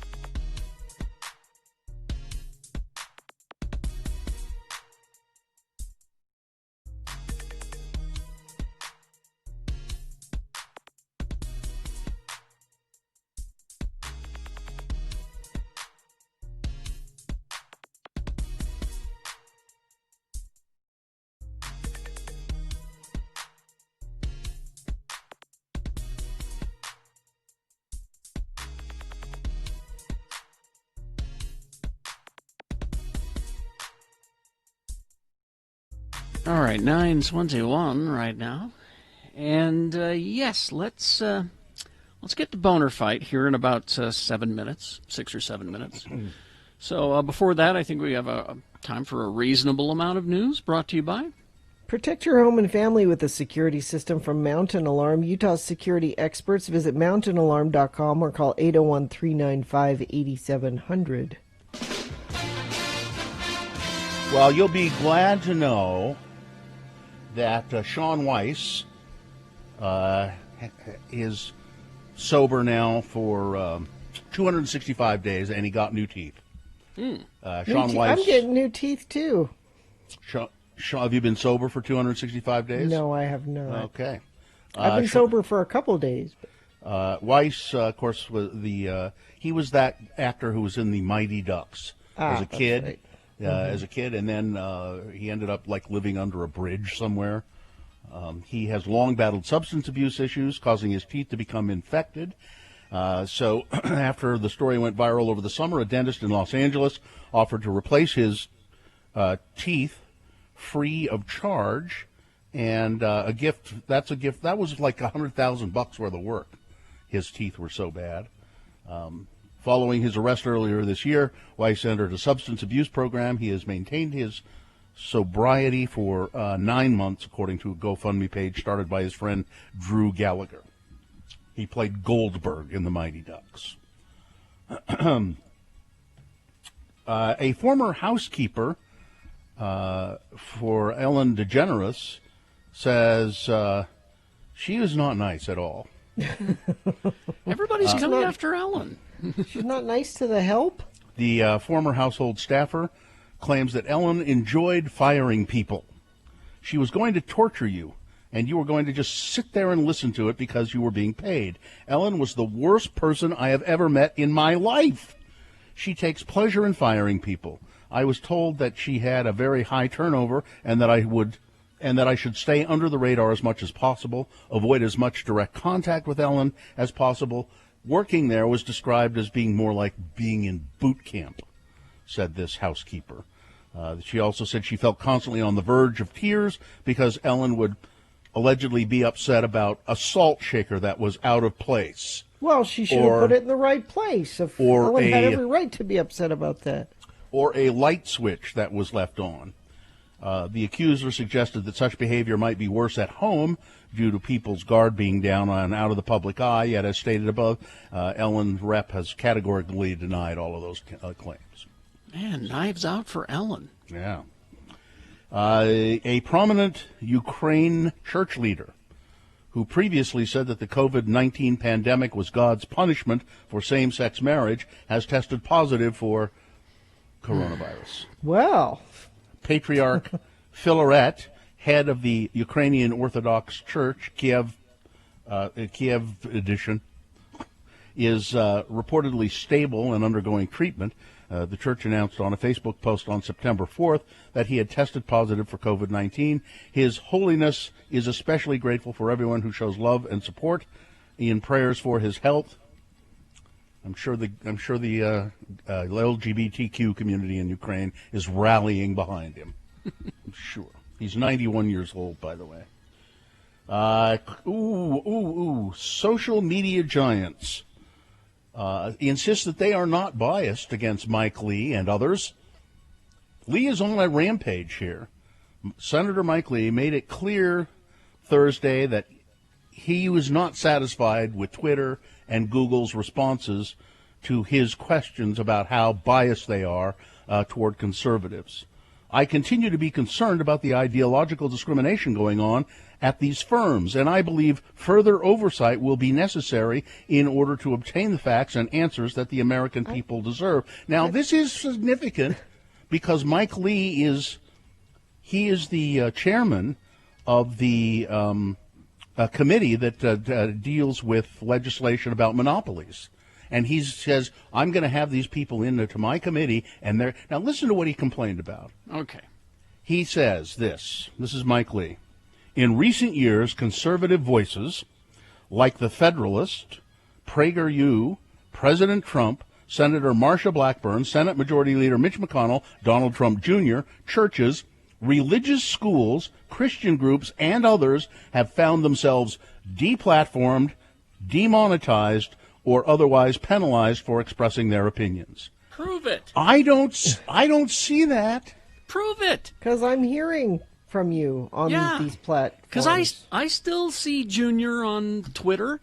And Prove these isn't Mike things. Lee like, get government out of your business and less government is better government? And why the free market will make everything right. Yeah. Remember that? He's just, man. I wonder what he's shiny keysing us with so that we're not focusing our attention on. You know, he's doing this to look over here, look over here. He's he got upset with for instance, what is it, Foursquare or Squarespace, because they deplatformed those America Frontline doctors. Remember that? There was that one, the doctors who were saying that hydroxychloroquine could cure COVID, and there was that woman who was an obstetrician, gynecologist, I think, and she was talking about how hydrochloroquine could cure COVID, and she also has those theories about demons entering your body. As a private company, they can do that. Yeah. This isn't the free speech that you think it is. Well, and I just don't understand if they said, well, these are dangerous theories, we're not going to let them be espoused on our platform. And then there's that. They found other places to go. Exactly. What's that right-wing site that everyone's going to now? I don't know. Mike Lee's on it all the time. Yeah, he's on it all the time. And it's all a bunch of right-wing people. Go there. Fine. Costco is selling it. This is great news. Apple crumb cheesecake, and it's made by Juniors in New York City. So I guess they're shipping them in. If you go to Costco, you can get this. Apparently, it is one of the best cheesecakes you'll ever have. The apple crumb cheesecake. I'd like to try. It's made by Junior's Bakery in Salt Lake. Each cheesecake is 3 pounds, and it's $16. And No, it's Junior's in New York, right? You said Salt Lake. Yeah, Junior's in New York. That's what I said. I thought I said. you said said New York. Salt Lake. Did I? Yeah, no, Junior's in New York. Now you can order one from Junior's in New York. It costs you $50. You go to Costco and you get it for $16. Yeah, I'm going there today. It's Boner Fight, the final round. All right, it's the winner from round one. A surprise winner, I thought. We went too far, but now it's done. Executives from the company Rio Tinto, which is mainly based in, I think, France and England, but it's a huge mining company all over the world, as we know. And they are very big in Australia, and they got the government of Australia's permission to do this. They destroyed a bunch of caves that had ancient relics in them to get to iron ore beneath those caves. The CEO of Rio Tinto has been forced to step down because of this, and company officials are admitting we shouldn't have done this. It was the wrong way to go. That was Boner Candidate number 1 going up against Boner Candidate number 2, Mike Lee, attacking the liberal establishment here in Utah. He thinks that KSL.com is too liberal and that the Church of Jesus Christ of Latter-day Saints should sell KSL because they're too liberal. Okay. You've got to decide of these two candidates which one is the worst. Which one should be Boner of the Day, 1 or 2? Remember your candidate number, the one that you think should win. And put that single digit, that's all we need, that number, in the message of a text. Text it to 33986. Or you can call the producer's booth in Salt Lake, 877-602-9696. Use your voice to vote. Or you can go online.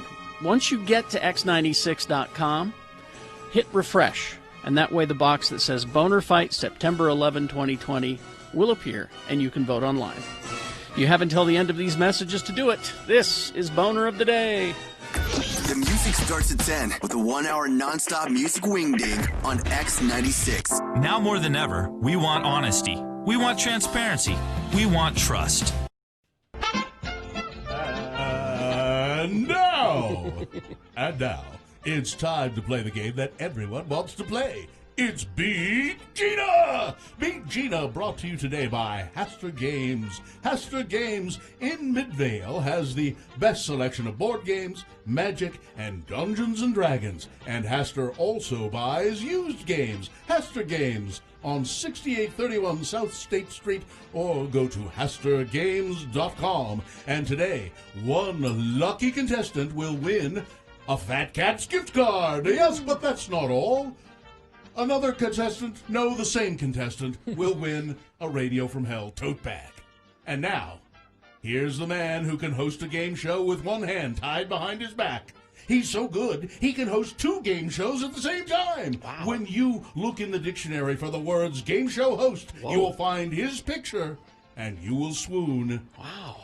Here he is, the man, nay, the legend, Kerry Jacksboy Jackson. Thank you, Johnny. You're welcome, Although Kerry. I think you're just taking Wikipedia entries about Wink Martindale and using them for me, right? Oh, no.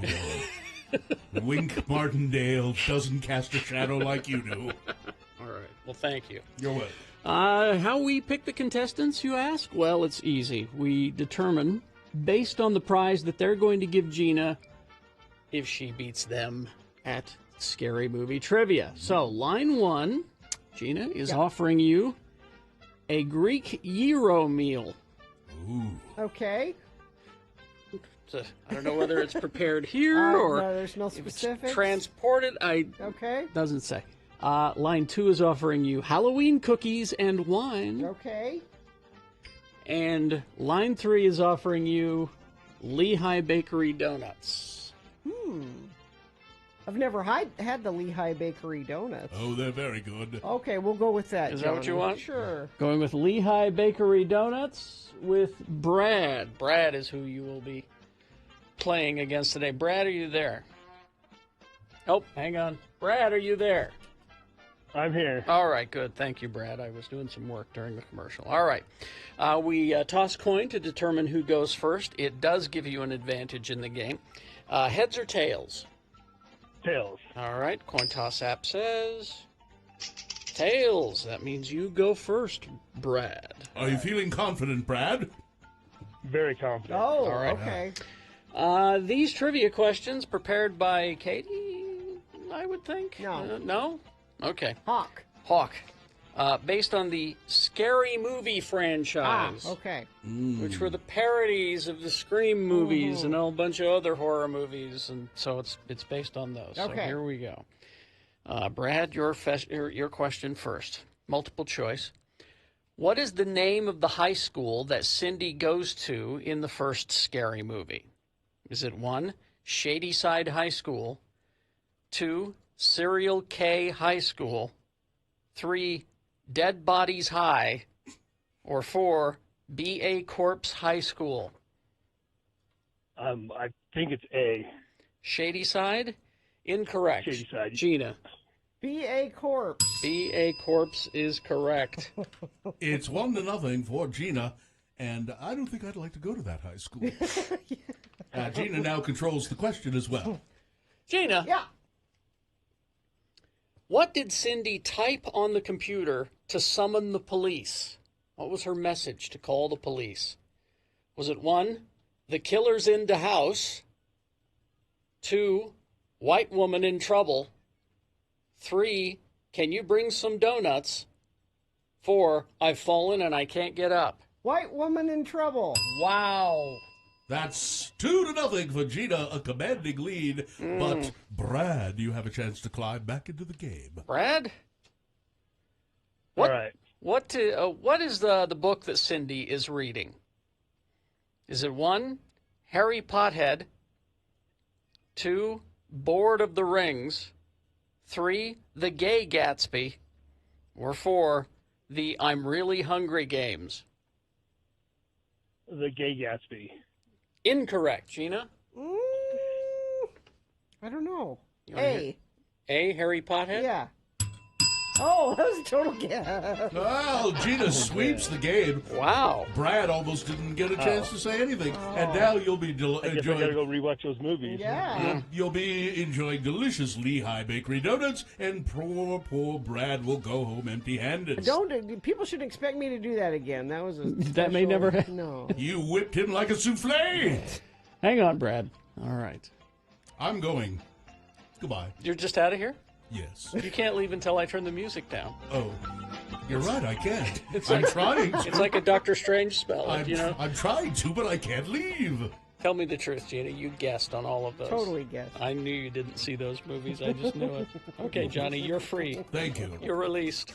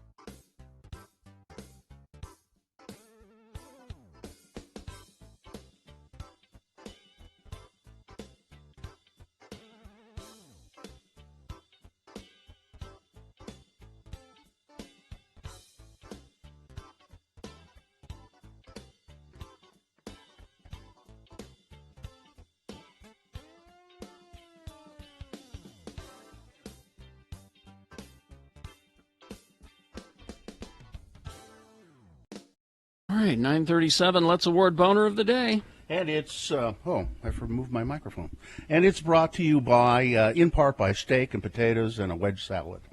And Diversion Eatery offers brunch weekends from 11 to 3. Try the steak and egg poutine with a Bloody Mary or mimosa. It's the best. Open daily for dine-in or takeout, 535 North 3rd West. Check out the menu at diversioneatery.com. Boner candidate number 1. We went too far, but it's done. Executives at Rio Tinto stepped down after destroying sacred sites in Australia, sacred and ancient archaeological sites.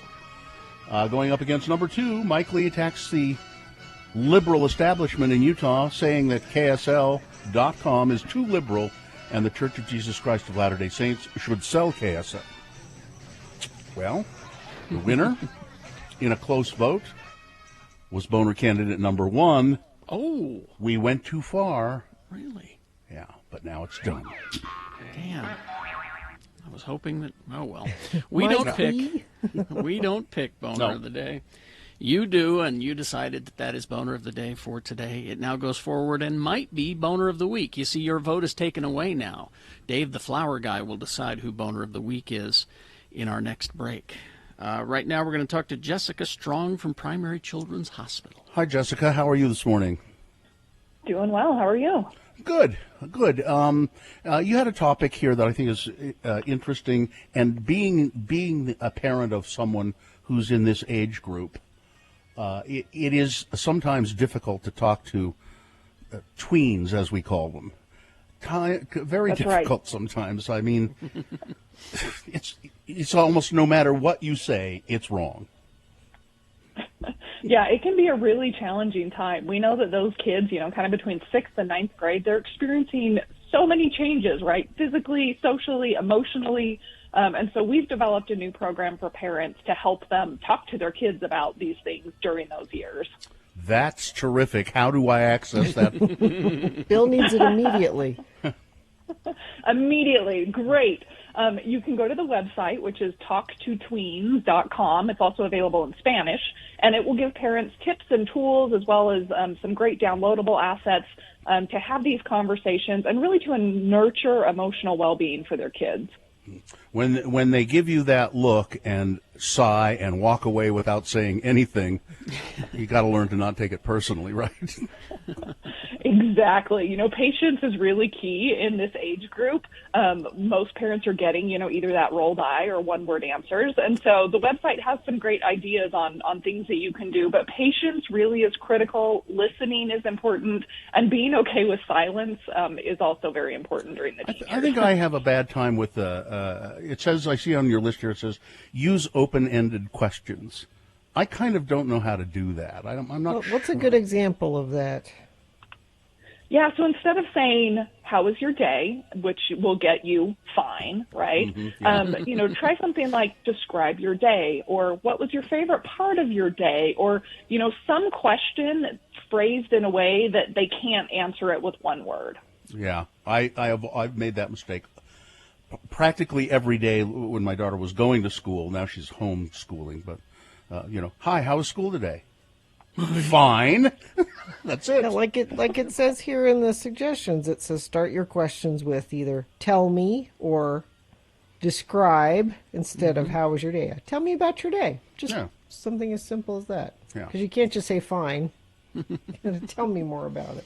What led Primary Children's Hospital, Jessica, to why did you guys come up with this? I mean, was it just something that was you just saw it as a pressing need? I mean, it is a pressing need, but why did you come up with this? I was going to say, they don't teach this in school.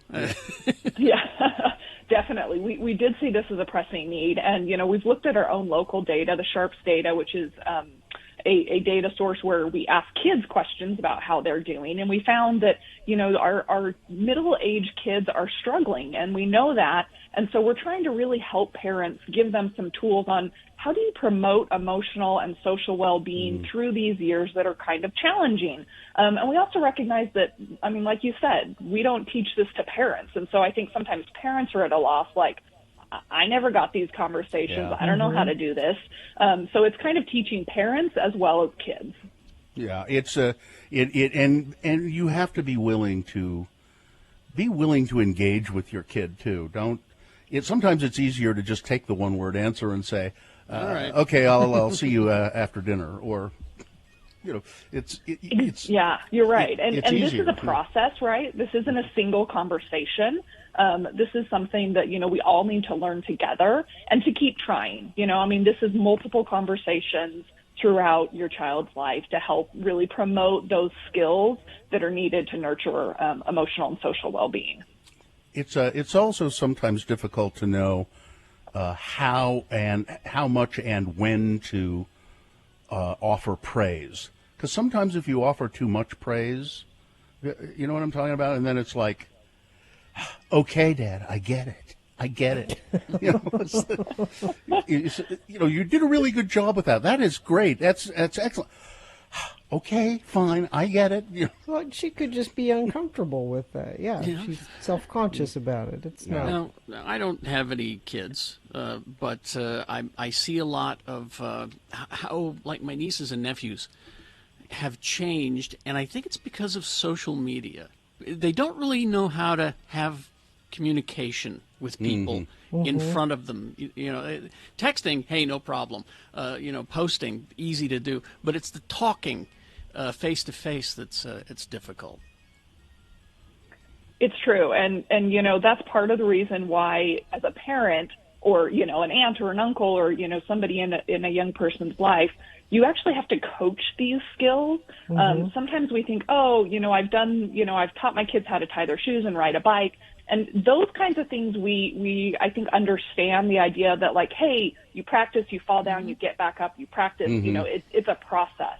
But we don't always attribute that same kind of process to learning emotional and social and mental health skills. But it's really the exact same thing of coaching and practicing and discussing, saying, hey, maybe, you didn't do this piece so well, or maybe next time, try this approach, and really allowing your child to practice those skills, to coach them through it, to recognize when things went well, and to, point out things that maybe they could improve on in the future. And again, it's a process. You keep doing it over and over and over again, and that's how they get better. I think it also says use humor where appropriate. How do you know when it's appropriate? Be very careful.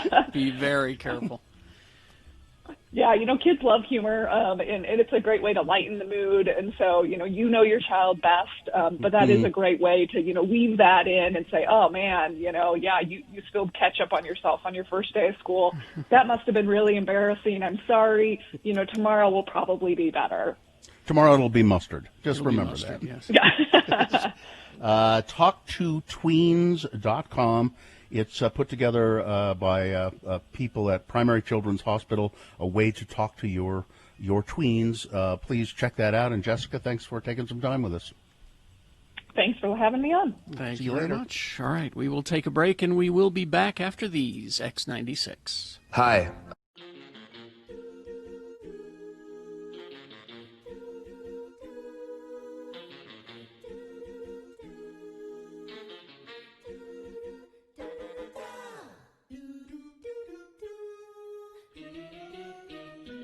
Enjoying a delicious piece of German chocolate cake pie. Exactly. That's kind of weird, Travis. This is Travis the Pieman here. Hi, everybody. German chocolate cake pie. Exactly. We have an official pieman for the Radio from Hell show. Gina, by the way, I brought you your pie. Oh! It's a pie in a box. It's the McDonald's. It's the pie that she will eat. We know she'll eat that. You're missing out. It's the one thing I have in common with Donald Trump. You're missing out. This is delicious. It's delicious. It really is, Travis. And also, Gina, since I couldn't get you pie, I got you something else. What? Well, you got me pie right there. See, Travis has got an. Did he? Yeah.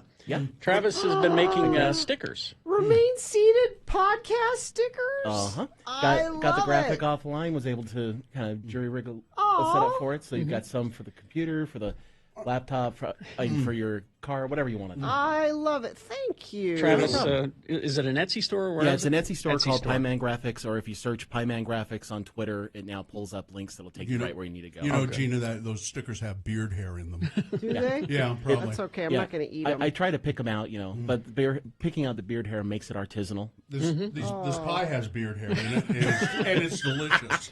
It's just delicious. Well, my boys helped me with this one, and, the 11-year-olds. Yeah, Travis sells stickers on his Etsy site. That's awesome. He's been selling Geek Show stickers. Now, Travis, you it's Pi Day, right? What do you know about the mathematical symbol of pi? Anything? It's the magical number that lets you calculate many things in geometry. The time that they actually celebrate it today, or at least the big math geeks celebrate it today, is today at 1:59 p.m. because then you get 3.14159, which are the first numbers of pi. Wow! I know. It's really you can get really geeky on this. So there's going to be math geeks at the bar at that time. At that exact time, they'll all raise a glass and they'll be good. Woo!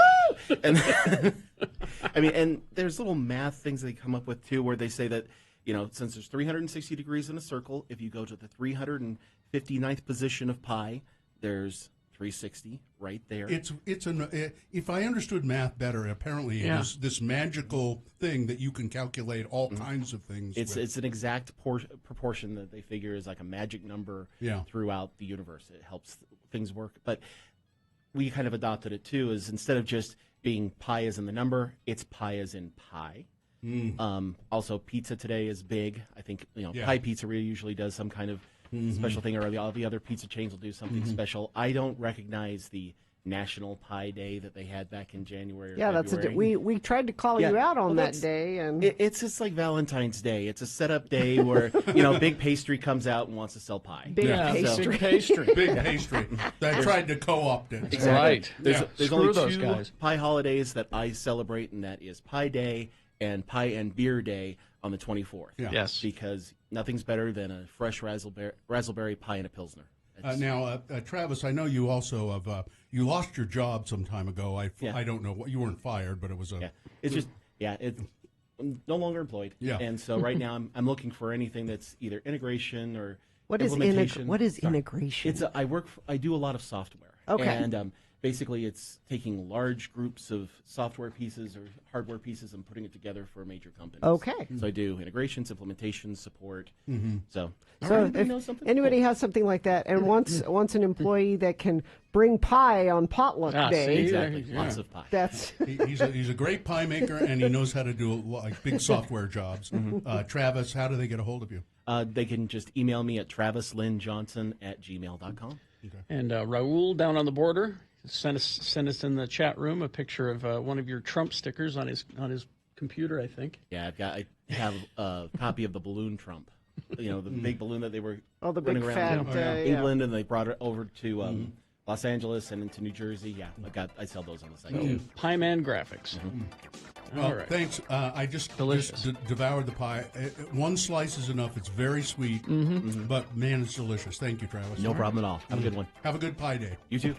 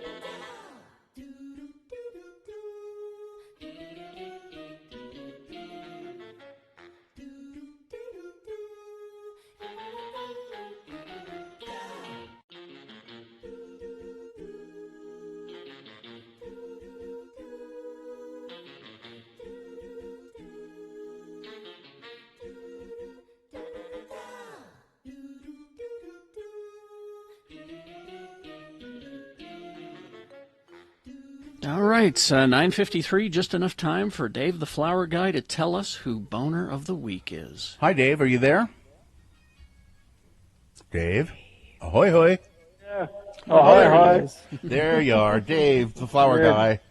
David, we just got a very short amount of time here, so let's get right to it. We let Dave select which one of all the candidates during the week is the worst for the week. He selects Boner of the Week.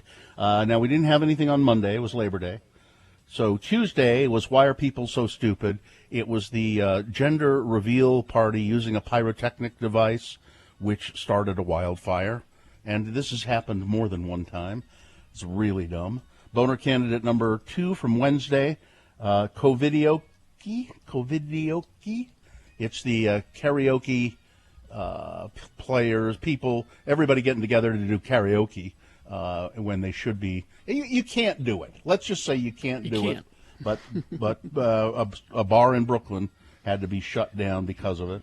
You had a kid there, too. Yeah, a little kid, that's right. Yeah. A Boner candidate from yesterday, yeah, we all do stupid things when we're young, like killing people. That's Donald Trump Jr. Trying to justify what that Rittenhouse kid did, shooting 2 people in Kenosha, Wisconsin. Well, we all make mistakes when we're young and, kind of silly. Who knows? And Boner candidate number 5 from today, we went too far, but it is done. The mining company destroying those ancient sites in Australia. Dave, which one's the worst? Number 1. Number 1? Oh, people starting the fires with the gender reveal shooting at the target thing. Pretty Yeah. stupid. You're right, Dave. Good It choice, is. Dave. People are stupid, aren't they, Dave? Yep. Yep. Yep. All right, Dave. Thanks. We're out of time. I'm sorry. So get off the phone. See you later, Dave. Bye, Dave. Bye, Thank you. Dave. Have a good weekend. All right. I'm Well, gonna go let's not see. talk for 2 days. Oh, I've got the drive-in movie this weekend. Oh, that's right. I'm going to go tonight because it's a kind of a press thing and see how it works, and then I'm going to, I guess, sort of MC on Saturday night. It's the Big Lebowski drive-in movies puts and the Salt Lake Film Society, by the way, they're going to keep this venue. They're not just doing this because of the pandemic. They're going to next spring start it up again and do this, and they'll keep it going throughout the year. So I think that's pretty cool. Anyway, go to Salt Lake Film Society, slfs.com. Org. Is it org.org? slfs.org. And you can get tickets to come to the drive-in movie theater tomorrow night to see The Big Lebowski with me. You're not going to talk for 2 days, Gina? No, my mouth's been killing me all day. I'm gonna give it a rest. You need to take something for that. So this is the other thing where kids ruin everything. Because I have something I can take, but I have to drive kids around and do things, so I can't take it. Talk to your tweens, Gina. I can't take it till tonight. Talk to your tweens and say, Mama needs her medicine, find a ride. Yeah, isn't there someone you can pay to No, drive your... But it's like it's COVID stuff. I mean, carpooling used to be easy. Yeah, hitch a ride with this person and that person. Nah, not so much. I don't want you in other people's cars. Do they have bicycles? No, I mean, somebody that you can pay to use your car and drive them somewhere. Oh, You know? a service? Or, no, I mean, not even a service, just an ambitious 16-year-old or something. I don't know. I don't know how this stuff works. So I gotta wait. Again, do they have bicycles? Can't bike everywhere. Like Muhammad's game was in Orem last night. Well, bike to Orem. But again, that's the tyranny of... Is it soccer It's true. this time? Yeah, that was soccer. That's the tyranny of soccer. They're making you drive to Orem for a game? Yeah. Aren't there enough teams here in the valley? You got to go to Utah play that County? Because I don't know. More So yeah, likely. not going to talk for 2 days. Good luck. Yeah. I don't know how you're going to do that. All right. I think we got everything taken care of. All business. I think so. Fine job, Katie and Nick. Thank you very much. Oh, Nick, you need to get a comb. No? No. If you ever seen it, he never combs his hair. Never. All right. Is that it? Okay. Bye.